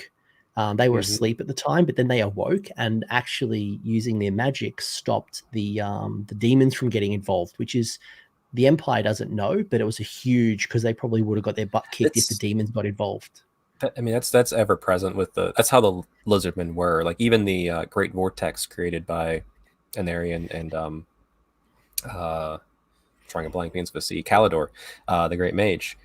It was actually like you think the High Elves did it, and they did. They succeeded, but they succeeded because they were about to fail, and then I think it was Mazdamunde, the old super named Slan, felt it happening and like said, "Oh yeah, we should make this happen." So he put a little bit of his effort into the will to make sure the vortex happened to drain chaos out of the world. So that's what the Lizardmen do. They affect maybe indirectly without people knowing sometimes. Well, you reminded me, because Lord Mazamundai was actually the one who led the charge to keep the demons away. By the way, so Lord Mazamundai, and for anyone who doesn't know Lord Mazamundai was a Slan that sat on the back of a Stegodon like an engine of the gods. So it's bonkers. So and also Croak was still dead at this point, by the way. Croak was dead. So there's nothing else coming from Warcon. So maybe we'll bring it home, because it's almost midnight for me, and it's a work night. I'll acknowledge a couple of things in the chat, and then I'll get your final thoughts. Does this mean that we'll have Total War: The Old World? I'm going to say no. Yeah, I see no reason why they would.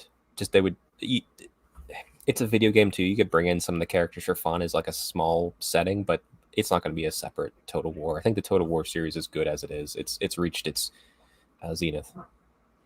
I think if anything, Total War will move to 40k. I think that's a bigger bite of the apple than same, but just different. But I'd be surprised. Look, it'd be cool. The mantra to Total War is new but familiar, like Disney and Star Wars prequel material. I think that nails it on the head. Mm-hmm. Yep.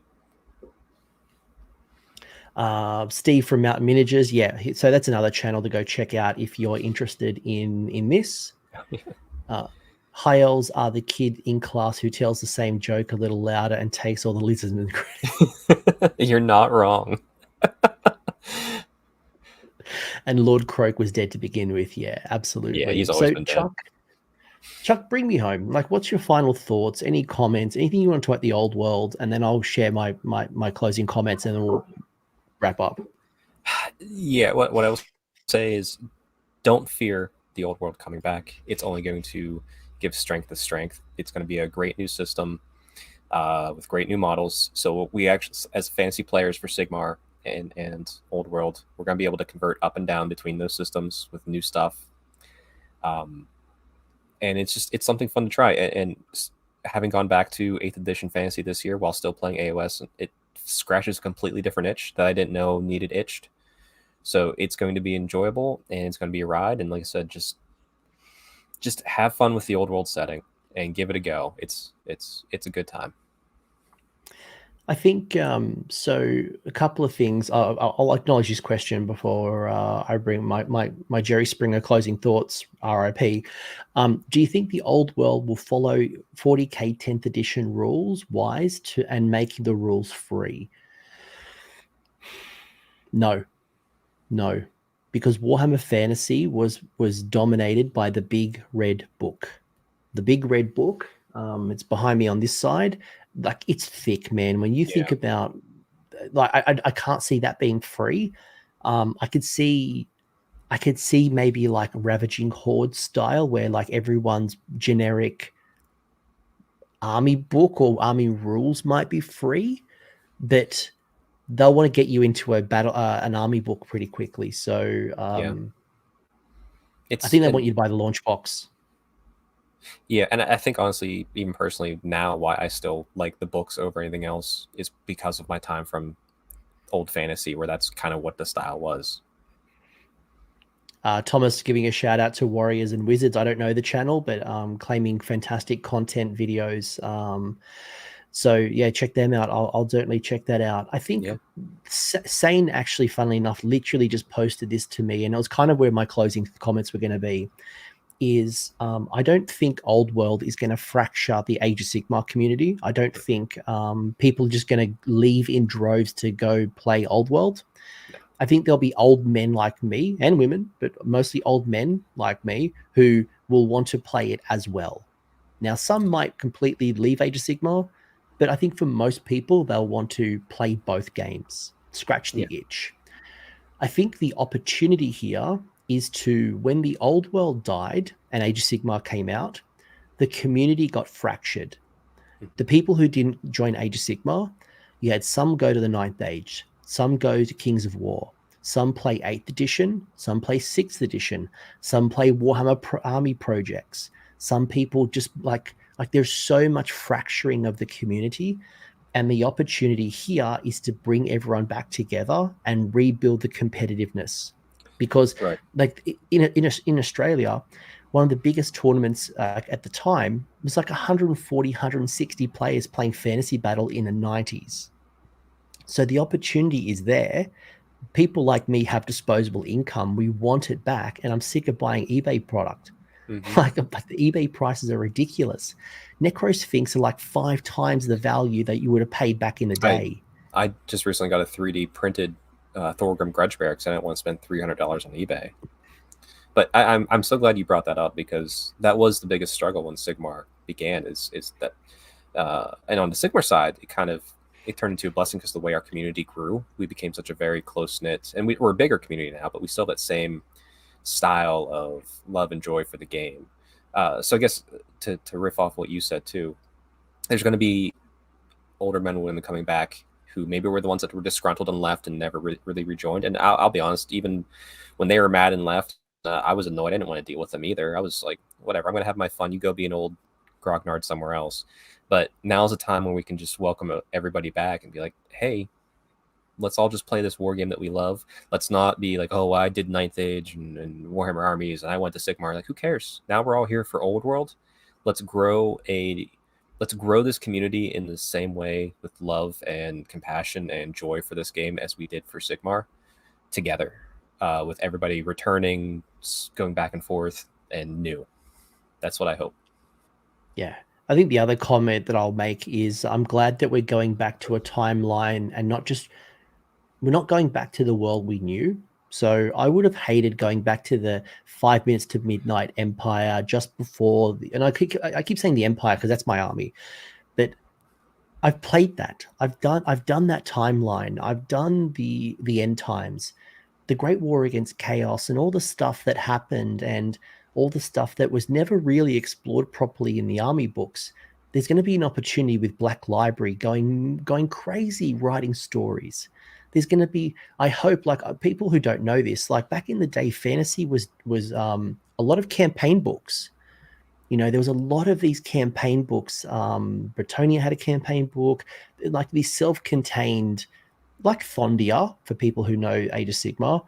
But it was so cool. There was so many great campaigns, and I think there's an opportunity to play in a world, playing campaigns, and explore the world. And I think for me, that excites me because it's probably, I've said it many times, that I really enjoy like knowing what the farmer does. And it sounds stupid. In the Mortal Realms, who cares about the farmer?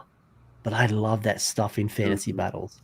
I love that craziness that is the average human fighting up against chaos, defending their homeland. And there's so many cool stories to tell. Random guy with no education sees a demon running at him. He goes, "All right, give me my pitchfork. Let's do this." It's so cool. Yeah. And you know what? You know, people play fantasy battle in 6th and 7th. They never move to AOS. And it's cool that some people are going to be able to come back. And you may not, and this is not about you coming back to AOS. We're not trying to encourage you, but it'd be cool to get people who love the game, who love the IP, to come back, and it'd be great. It'd be great to play people again. I'm looking forward to it. But Chuck, you've got Strength Hammer. That's your YouTube channel. You do great podcasts. You know, you've got a great crew. You got some old world stuff coming up soon. You're on the East Coast of America, so people will see you around. For anyone who missed the reveals, Age of Sigmar and Old World had reveals. Go check Warhammer Community. We've spoken about it for 3 hours. I'm not going to recap it, but go check Warcom. You know, you'll self-serve and find everything you need. Very, very cool. There was some great, you know, 8-player multiplayer formats. Siege battles were incredible. I don't think Age of Sigmar. Triumph and Treachery 8th edition was the best version of Triumph and Treachery. Well, even like siege battles, like Sigmar hasn't nailed siege battles. No, it hasn't. Like siege battles were so much fun. Yeah. All right, Chuck, close us off. Any shout outs? Anything you want to say? Just shout out to I guess I'll plug my podcast again, Strength Hammer. You can find me on Twitter and Instagram, StrengthHammer_. I said, and then look out for Broken Concentration coming soon. It might be on my channel or it might be its own channel, but if you follow my social medias, you'll be able to see it as it comes out. Thank you everyone who joined through the 3 hours of previews, both for Age of Sigmar and Old World. If you want to talk more, please, Discord link is down below, episode description. Over 7,000 players. We're going to grow this because it'd be great to get Old World talk up as well. But thank you for joining. I really appreciate it. It's about to hit midnight. It's Monday work night very shortly, so I'm going to go to bed.